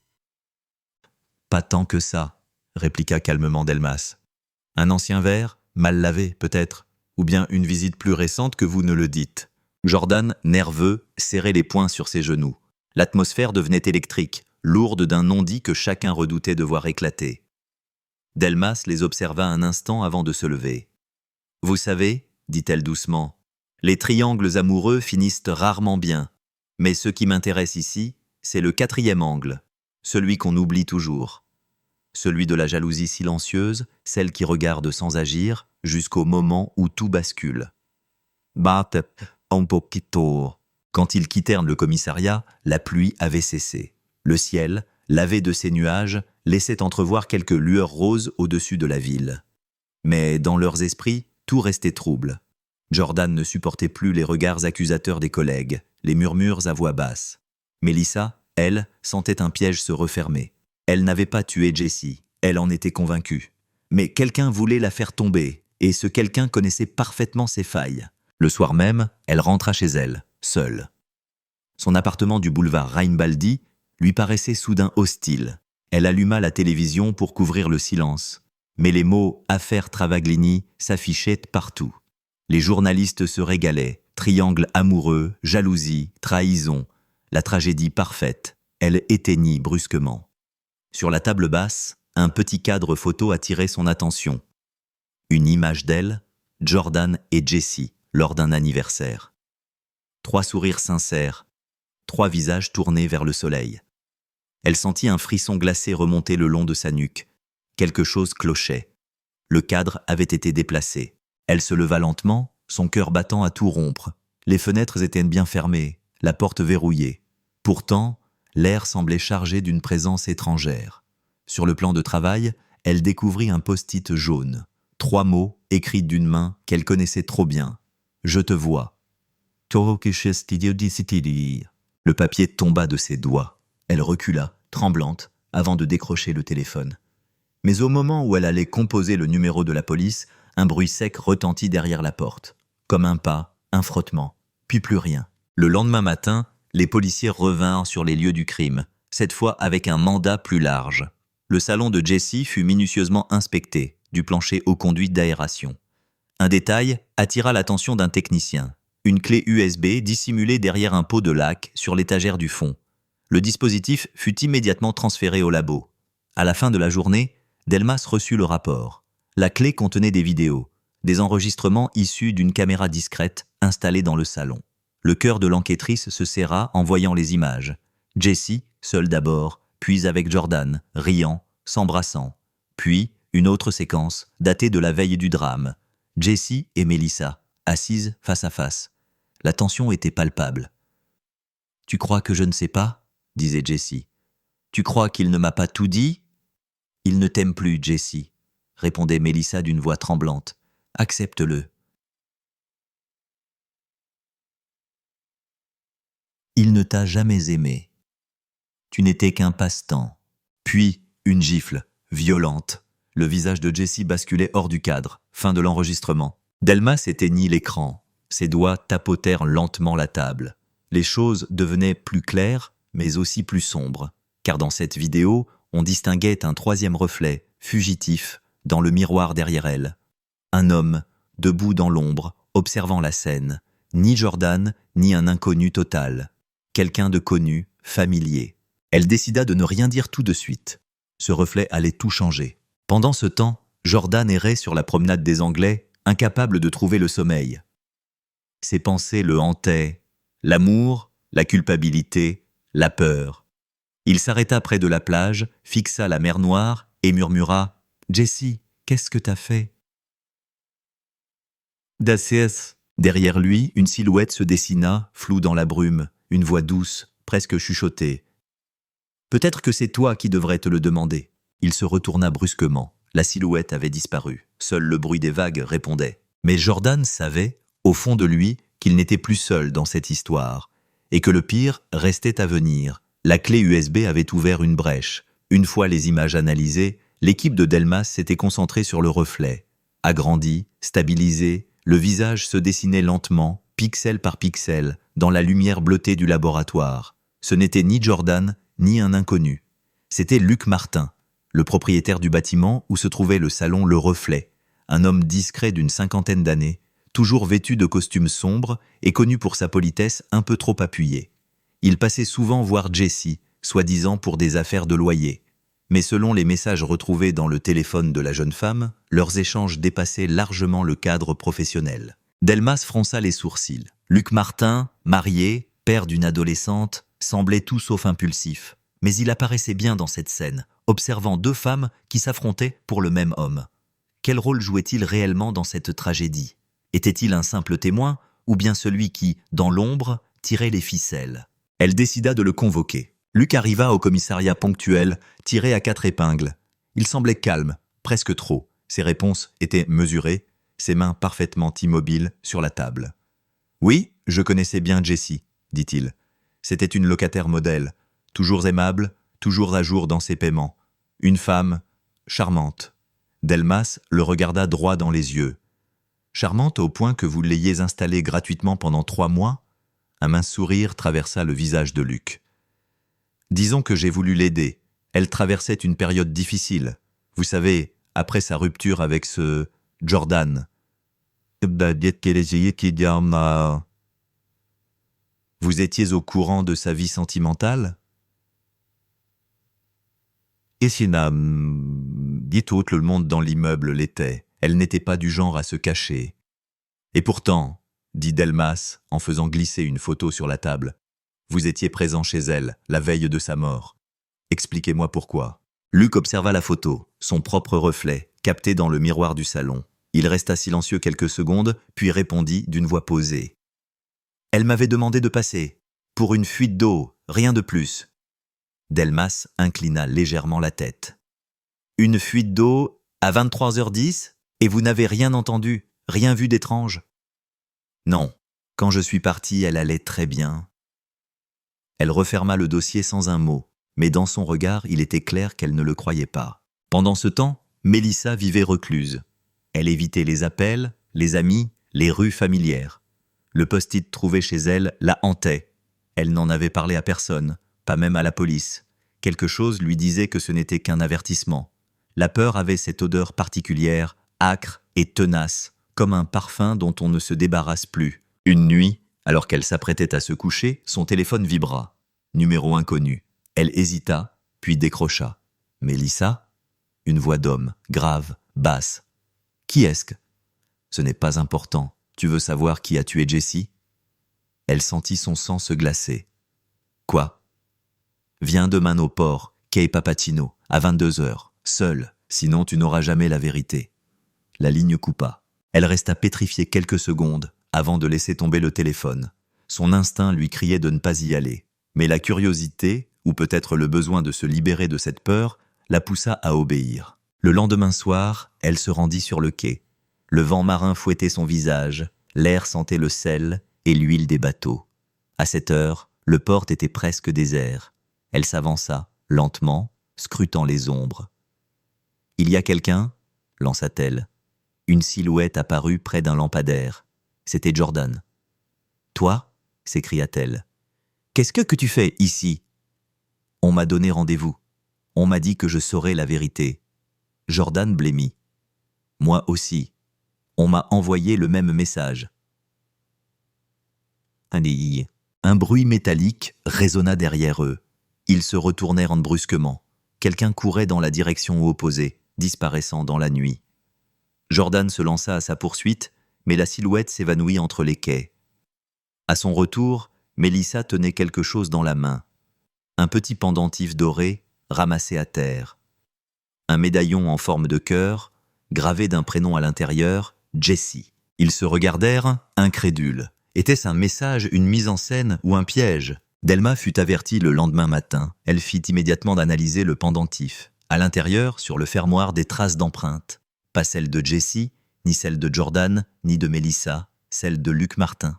La tension monta d'un cran. Le parquet autorisa une perquisition à son domicile. Dans le sous-sol de sa villa, les enquêteurs découvrirent un espace soigneusement aménagé. Des dossiers, des photos, des coupures de presse. Et, au centre de tout, une série de clichés de Jessie, pris à son insu. À différentes heures du jour, dans son salon, dans la rue, parfois de nuit. Delma sentit une colère froide monter en elle. Luc Martin, l'homme calme et distingué, s'était transformé en prédateur. Mais quelque chose clochait encore. Les horodatages des photos s'arrêtaient 4 jours avant la mort de Jessie. Après cette date, plus rien. Pas une image, pas un fichier. Comme si quelqu'un avait effacé toute trace. Elle scruta une dernière photo, celle de Jessie sur son balcon. Un détail attira son attention. Dans le reflet de la vitre, on distinguait une voiture garée en bas, moteur allumé. La plaque était floue, mais la forme du véhicule, elle, ne laissait aucun doute. Une Clio grise, le même modèle que celui de Jordan. Le puzzle se resserrait, et chaque pièce découpait un peu plus la vérité. Et pendant que la police s'enfonçait dans ce labyrinthe, une autre silhouette, quelque part dans la ville, observait la scène depuis un écran. Sur la table, un autre post-it jaune. Cette fois, il portait ces mots. La perquisition chez Luc Martin avait ébranlé l'enquête. Les photos, les dossiers, les notes obsessionnelles prouvaient une fixation malsaine envers Jessie. Pourtant, rien ne liait encore directement l'homme à son meurtre. Les empreintes sur le médaillon pouvaient s'expliquer, selon lui, par un simple cadeau d'anniversaire qu'il lui aurait offert des mois auparavant. Tout semblait se retourner, à chaque nouvel élément, contre l'évidence elle-même. Delmas savait que quelque chose lui échappait, et ce quelque chose était sans doute enfoui dans les jours précédant la mort de la jeune femme. Elle reprit alors les témoignages, les messages, les enregistrements, et entreprit de reconstituer le puzzle. Un détail en particulier la frappa. Un message vocal supprimé sur le téléphone de Jessie, restauré par les techniciens. Une voix masculine, à peine audible. « Si tu continues à me menacer, je dirai tout, même ce que tu caches à ton amant. » La date ? 3 jours avant sa mort. Numéro masqué. Delmas ferma les yeux. Ces mots, cette tonalité nerveuse, ce tremblement dans la voix, elle avait déjà entendu cela quelque part. Peut-être lors d'un des interrogatoires. Pendant ce temps, Jordan, rongé par la peur et la culpabilité, s'était réfugié dans l'appartement de son frère à Cagnes-sur-Mer. Il buvait trop, dormait peu. Les cauchemars se répétaient. Jessie, sur le balcon, l'appelant par son prénom avant de basculer dans le vide. Il se réveillait trempé de sueur, incapable de distinguer le souvenir du rêve. Un soir, alors qu'il errait dans le salon, son téléphone vibra. Un message. « Tu crois que tu peux fuir ce que tu as fait ?» Pas de signature, pas de numéro. Il lâcha le téléphone comme s'il l'avait brûlé. Les murs semblaient se resserrer autour de lui. Était-il en train de devenir fou ? Le lendemain, Delmas décida de confronter Luc Martin à ces nouveaux éléments. Il fut amené dans la salle d'interrogatoire, cette fois sans son avocat. « Vous avez menti sur plusieurs points, monsieur Martin. Vos visites chez Jessie étaient beaucoup plus fréquentes que vous ne le disiez. Vous l'espionniez, vous la suiviez. Pourquoi ?» Luc soutint son regard sans ciller. « Parce que je l'aimais, et parce qu'elle m'avait promis quelque chose qu'elle n'a pas tenu. » Quelle promesse ? Qu'elle quitterait ce garçon, qu'elle viendrait vivre avec moi. Et quand elle a rompu cette promesse ? Un léger rictus déforma ses lèvres. Alors je l'ai laissée partir.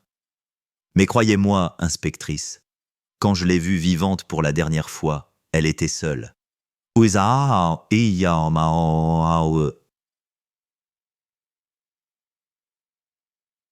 Pourtant vous l'avez menacée. Si tu continues à me menacer, je dirai tout. Vous reconnaissez cette phrase? Luc blêmit. Où avez-vous eu ça? Ce message a été retrouvé dans son téléphone. C'est votre voix. Il resta silencieux. Puis, d'une voix cassée, lâcha. Elle me faisait chanter. Elle avait des vidéos.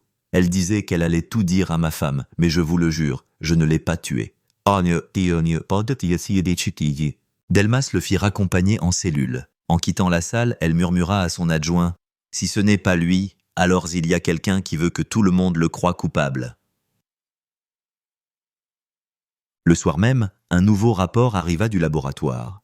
Les images de la caméra du salon contenaient un fragment sonore jusqu'alors indécelable. Un bruit de clé, puis une voix féminine, pas celle de Jessie. Une autre, plus rauque, plus dure. On distinguait à peine les mots. « Tu n'aurais pas dû toucher à ça, Jessie. » Delmas fit rejouer l'extrait en boucle, le ton, l'intonation. Son cerveau fit le lien en une seconde glaciale. C'était la voix de Mélissa. Elle demanda immédiatement une mise sur écoute et un mandat de surveillance. Pendant ce temps, Mélissa, de son côté, vivait comme une proie traquée.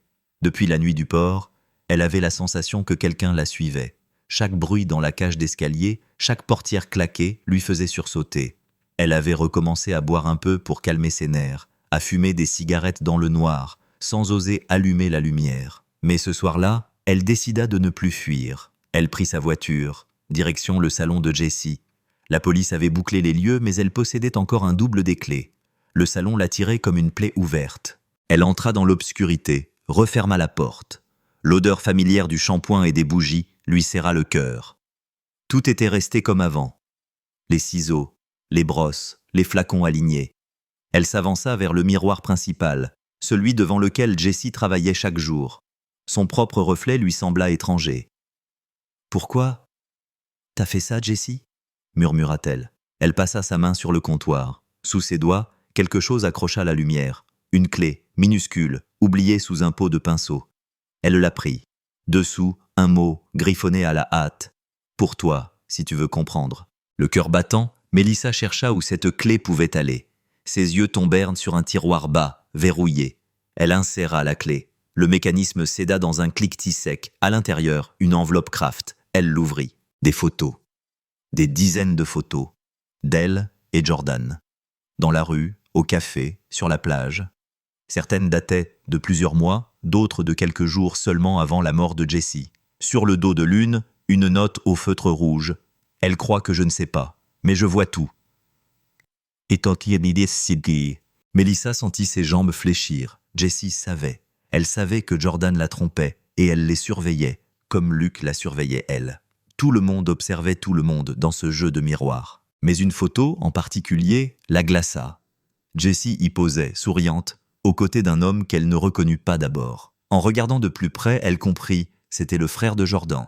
Elle sentit le sol se dérober sous elle. Ce n'était pas un triangle, c'était un cercle vicieux, un piège tissé de mensonges, de jalousie et de vengeance. Et dans le miroir du salon, derrière son reflet, quelque chose bougea. Une ombre. Mélissa se retourna brusquement. « Qui est-ce là ?» cria-t-elle. Silence. Puis une voix sortit de l'obscurité. « Tu n'aurais pas dû revenir ici, Mélissa. » Le salon était plongé dans une pénombre lourde, presque étouffante. L'air sentait le métal et la cire froide. Mélissa, figée, cherchait la source de la voix. « Qui est là ? Montre-toi !» lança-t-elle d'une voix tremblante. Un pas résonna derrière le comptoir. Puis un autre, lent, précis, comme s'il appartenait à quelqu'un qui savourait la peur. Une silhouette se détacha enfin, Luc Martin. Son visage, à moitié éclairé par la lueur du réverbère extérieur, paraissait plus vieux, plus creusé. « Qu'est-ce que vous faites ici ?» hurla Mélissa. Il leva calmement les mains. « Doucement. Je ne suis pas ton ennemi. Vous m'avez suivi? Depuis quand? Depuis que tu as reçu ce message. Tu n'aurais jamais dû venir seule, Mélissa. Elle recula, les doigts crispés sur la clé qu'elle tenait encore. Vous étiez là cette nuit? Celle où Jessie est morte? Luc inspira profondément. Oui, mais pas comme tu crois. J'étais venu la supplier d'arrêter. D'arrêter quoi? De jouer, avec les vies, avec la tienne, avec celle de Jordan, avec la mienne. Elle avait un don pour ça. Elle s'amusait à créer des tensions, à observer comment les gens réagissaient, comme si vos émotions étaient un spectacle. Mélissa secoua la tête, refusant d'y croire. Vous mentez. Vraiment? Il sortit de sa poche une petite clé USB. Tu veux savoir ce qu'elle m'avait fait? Regarde. Il alluma l'ordinateur de la caisse et inséra la clé. L'écran afficha une série de vidéos datées des semaines précédant la mort de Jessie.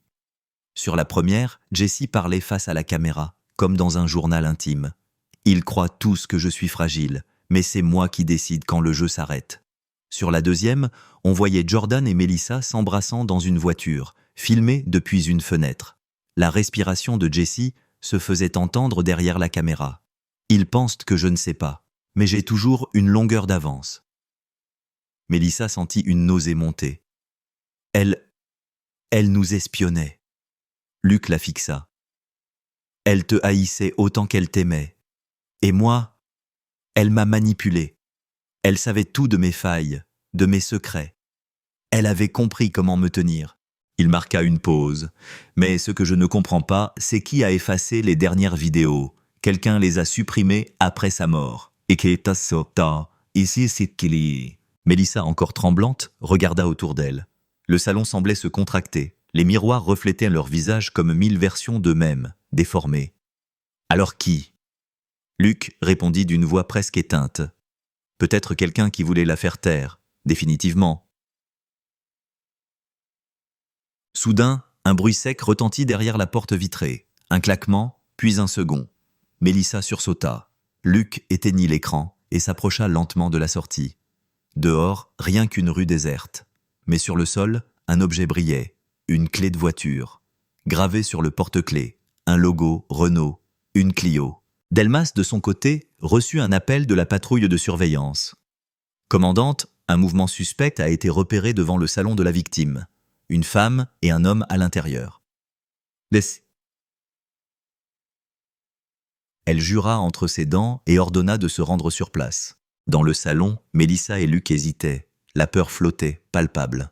« On devrait partir », murmura-t-elle. « Attends. » Luc observa la clé. « Regarde, c'est celle de Jordan. »« Comment pouvez-vous en être sûr ?»« Parce que je la lui ai prêtée. Il me devait de l'argent. Il n'avait plus de voiture. » Mélissa blêmit. « Vous voulez dire qu'il était là, lui aussi ?» Le bruit d'un moteur fit trembler les vitres. Une voiture s'arrêta net devant la porte. Les phares éclairèrent l'intérieur du salon, aveuglant. Luc se plaça instinctivement devant Mélissa. Une portière claqua, puis une autre. Jordan entra brusquement, les yeux rougis, la respiration haletante. « Qu'est-ce que tu fais avec lui ?» hurla-t-il en pointant Luc du doigt. « Jordan, écoute-moi. »« Non, vous me faites passer pour un meurtrier, tous les deux !» Il tenait quelque chose dans la main, un petit objet noir, un briquet ou peut-être un pistolet. « Jordan, arrête !» cria Mélissa, mais il n'écoutait plus. Il tremblait de rage. « Jessie m'a détruit. Elle m'a piégé, comme vous tous. Et maintenant, tout le monde croit que je l'ai tuée. Eh bien, peut-être qu'ils ont raison. » Delmas arriva à cet instant, accompagné de 2 agents. En voyant les silhouettes à travers la vitre, elle cria « Police, lâchez tout et sortez les mains en l'air !» Mais le cri de Mélissa couvrit tout. Jordan venait d'allumer le briquet. Une flamme jaillit. « Non !» hurla Luc en se jetant sur lui. Une détonation retentit. Puis le noir. Quand Mélissa rouvrit les yeux, elle était allongée sur le sol, sonnée. L'air était lourd de fumée et de poudre. À côté d'elle, Luc gémissait, une main sur son épaule ensanglantée. Jordan, lui, gisait à quelques mètres, le pistolet tombé près de sa main, inconscient. Delmas fit irruption, hurla des ordres, puis s'accroupit près de Luc. « Qui a tiré ?» Il serra les dents. « Pas moi, c'est parti tout seul. » Mais Mélissa, le regard vide, fixait le miroir brisé devant elle. Dans les éclats de verre, 3 visages se mêlaient. Celui de Jessie, en photo sur le mur, et ceux de Jordan et Luc, déformés, fragmentés, impossibles à distinguer. Le triangle venait d'exploser, laissant derrière lui des débris de vérité et de mensonge. Et pourtant, au milieu du chaos, quelque chose persistait. Un téléphone vibra dans la poche de Jordan. Delmas le prit et lut le message affiché à l'écran. La salle d'interrogatoire du commissariat de Toulon était plongée dans un calme presque irréel. Les volets étaient mi-clos, et la lumière du néon jetait une clarté blafarde sur les murs gris. Sur la table, 2 tasses de café refroidies, un dossier épais, et les mains jointes de Jessie Travaglini, posées l'une sur l'autre, comme si elle priait en silence. Depuis son arrestation, elle n'avait presque rien dit, ni cri, ni larmes, ni révolte. Son avocat avait tenté de la faire parler, mais Jessie semblait ailleurs, perdue dans une bulle d'un autre monde, d'un autre temps. Les enquêteurs, eux, savaient que cette inertie dissimulait une tempête. Le capitaine Delaunay entra, referma doucement la porte et s'assit face à elle. Il la fixa quelques secondes avant de parler. « Jessie, dit-il d'une voix basse, on a les résultats du labo. Il n'y a plus de doute possible. Le sang retrouvé sur le volant de la voiture de Marc est bien celui de Léo. Et sur ton manteau aussi. » Un léger tressaillement passa dans le coin de la bouche de Jessie. Mais ses yeux restaient vides, comme s'il regardait un mur invisible entre eux deux. « Je crois que tu veux parler, » continua Delaunay. « Tu veux qu'on comprenne. » Silence. Il ouvrit le dossier, sortit quelques photos, la scène de crime, la plage, la falaise. Puis, lentement, il fit glisser une photo devant elle, celle du visage de Léo, figé dans sa dernière expression. Jessie détourna les yeux, puis murmura enfin « Ce n'était pas censé se passer comme ça. » Le policier s'avança. « Raconte-moi, Jessie. » Et alors, comme une digue qui cède sous la pression de l'eau, les mots commencèrent à sortir, hachés, tremblants, mais réels. Elle parla de ce soir-là. Du dîner improvisé chez Marc, de la tension qui flottait dans l'air depuis des semaines. Léo, nerveux, jaloux, n'arrêtait pas de l'appeler. Marc, las, avait bu plus que d'habitude. Jessie, elle, voulait juste que tout cesse. « Je leur ai demandé d'arrêter, » dit-elle, « de me laisser respirer. » Mais ils étaient comme 2 chiens enragés. Léo a débarqué. Marc s'est levé, furieux. Ils se sont battus. J'ai crié. Je voulais qu'ils s'arrêtent. Elle ferma les yeux, se prit la tête dans les mains. Et puis... il y a eu ce bruit sourd. « Le coup de feu ?» demanda Delaunay. Elle hocha la tête. « Oui, mais je ne sais plus qui tenait l'arme. Tout est allé si vite. Léo est tombé. Marc a paniqué. Il m'a dit qu'on devait partir. Les larmes montèrent, enfin. Il m'a fait monter dans sa voiture. Il a conduit jusqu'à la falaise. Il voulait qu'on le jette dans la mer, qu'on fasse croire à un accident. Et tu l'as aidé ? » Elle hésita, puis murmura. « J'ai eu peur. » Le capitaine la regarda longuement, sans juger. Puis, d'une voix calme. « Tu dis que tu ne sais plus qui a tiré. » Pourtant, l'expertise balistique indique que la balle est partie de l'arme de Marc. Mais ses empreintes n'y sont pas, seulement les tiennes. Un silence lourd tomba sur la pièce. « C'est impossible, » répondit-elle dans un souffle. « Je n'ai pas tiré. » Mais déjà, ses certitudes vacillaient. Elle se souvenait de la lutte, de la peur, du froid métal dans sa main, de la main de Marc sur la sienne. Peut-être avait-il appuyé, peut-être l'avait-il forcé, peut-être avait-elle appuyé elle-même, sans s'en rendre compte. L'enquête, pourtant, ne pouvait pas se baser sur des « peut-être ». Les preuves, elles, étaient implacables. Le lendemain, le parquet décida de la mise en examen de Jessie Travaglini pour homicide volontaire. La nouvelle fit la une de toute la presse locale. Le triangle amoureux tourne au drame, la passion jusqu'à la mort. Les photos d'elle, celles de la jeune femme souriante, posant sur la plage, envahirent les journaux, opposées à celles, sombres, du poste de police. Pendant ce temps, Marc Restier, lui, restait introuvable. Un mandat d'arrêt international fut lancé. Les gendarmes fouillèrent la région, la frontière italienne, les ports. Rien. C'était comme s'il s'était volatilisé. 3 semaines passèrent. Puis, un matin, un appel changea tout. Un pêcheur de Menton signalait une voiture engloutie à moitié dans la vase, sous la jetée. La plaque correspondait à celle de Marc. À l'intérieur, un corps méconnaissable, mais avec des papiers à son nom. Jessie, depuis sa cellule, apprit la nouvelle dans un silence total. Elle ne pleura pas. Elle demanda simplement « Est-ce qu'il y avait une arme dans la voiture ?» Le gardien hésita. « Non, mademoiselle, aucune arme. Cette nuit-là, dans la prison, elle ne dormit pas. Elle resta assise sur son lit, les yeux ouverts, à fixer le mur. Dans sa tête, tout se rejouait, encore et encore. Le dîner, le cri, le coup, le corps, la falaise. » Le lendemain, elle demanda à revoir le capitaine Delaunay. « J'ai menti, dit-elle d'une voix blanche. Pas sur tout, mais sur un détail. Marc m'a dit quelque chose avant de disparaître. Il a dit « Si quelqu'un doit payer, ce sera toi. » Delaunay la regarda, intrigué. « Tu penses qu'il a mis en scène sa propre mort ?»« Non. Je crois qu'il a tout prévu. » Le capitaine fronça les sourcils. « Tu veux dire qu'il est encore en vie ?»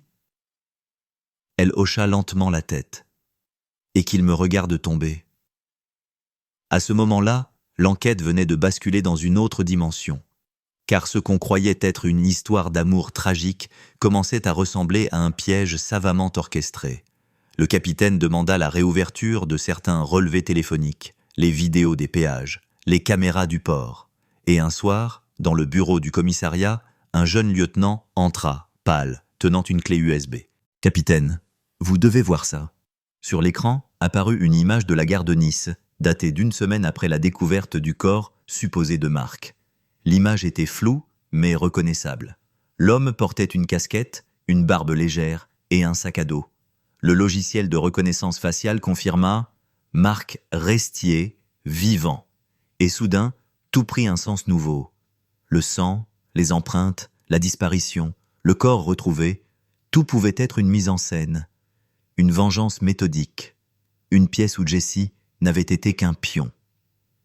Le lendemain, Delaunay se rendit à la prison. « Jessie, dit-il en s'asseyant face à elle, on a retrouvé Marc. » Ses yeux s'agrandirent, puis se remplirent de larmes. « Vous voyez, murmura-t-elle, il n'a jamais supporté de ne pas avoir le dernier mot. » Mais dans le regard de Jessie, ce n'était plus de la peur, c'était autre chose. Un mélange étrange de soulagement et de détermination. Car désormais, elle savait une chose. Si Marc était vivant, alors elle aussi pouvait se battre. Et pour la première fois depuis son arrestation, elle esquissa un sourire, mince, fragile, mais réel. La pluie tombait en rideaux fins sur les rues de Nice, transformant les néons des cafés en taches de lumière tremblantes sur le bitume. Le capitaine Delaunay n'avait presque pas dormi depuis 3 jours. Depuis qu'ils avaient identifié Marc Restier, bien vivant, dans une vidéo de la gare, il savait qu'une seule chose comptait, le retrouver avant qu'il ne disparaisse à nouveau. Les vérifications bancaires avaient révélé des retraits d'argent en Italie, puis en Espagne. Toujours le même schéma. Petite somme, discrétion absolue, trajet de nuit. Marc semblait jouer une partie d'échecs invisible, toujours un coup d'avance.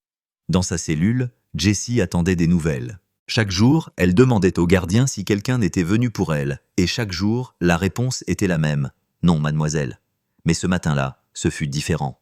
Un papier plié en 4 l'attendait sur son lit, glissé sous la porte.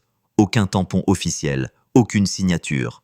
Juste quelques mots tracés à la main. « On ne meurt pas 2 fois, Jessie. Tu comprendras bientôt. » Mus. Son sang se glaça. Elle le relut plusieurs fois, incapable de respirer. Comment cette lettre avait-elle pu arriver jusqu'à elle? Et surtout, comment Marc savait-il où elle était détenue? Le capitaine Delaunay, prévenu immédiatement, serra les poings en entendant la nouvelle. Il ordonna une fouille complète de la prison, la vérification de chaque courrier, chaque gardien, chaque visite. Rien. Aucune trace de l'expéditeur. Comme si la lettre s'était matérialisée d'elle-même. Le lendemain, les caméras de surveillance d'un parking à Gênes captèrent l'image d'un homme montant dans une voiture immatriculée en France. Le visage, encore une fois, était celui de Marc. Delaunay fit immédiatement lancer un mandat européen. Mais pendant qu'il mobilisait Interpol, quelque chose d'autre se préparait, bien plus près. Une nuit, Jessie fut réveillée par un bruit sec, un cliquetis métallique dans le couloir. Elle se leva, tendit l'oreille, puis, Soudain, la porte s'ouvrit. Devant elle, une silhouette. Un gardien, peut-être, ou un homme vêtu comme tel. Elle n'eut pas le temps de parler. Une voix grave lui murmura « Si tu veux vivre, suis-moi ». Elle resta figée. « Marc ?» Le silence répondit pour lui, mais dans ce silence, elle sut. C'était lui. La scène suivante semblait sortie d'un rêve. Les couloirs plongés dans l'obscurité, les pas feutrés, la porte de service ouverte, la pluie sur son visage. En quelques minutes, Jessie se retrouva dehors, dans une voiture, moteur allumé. L'odeur du cuir, le bruit du moteur, tout était irréel. « Pourquoi ?» demanda-t-elle d'une voix brisée. Marc conduisait sans la regarder.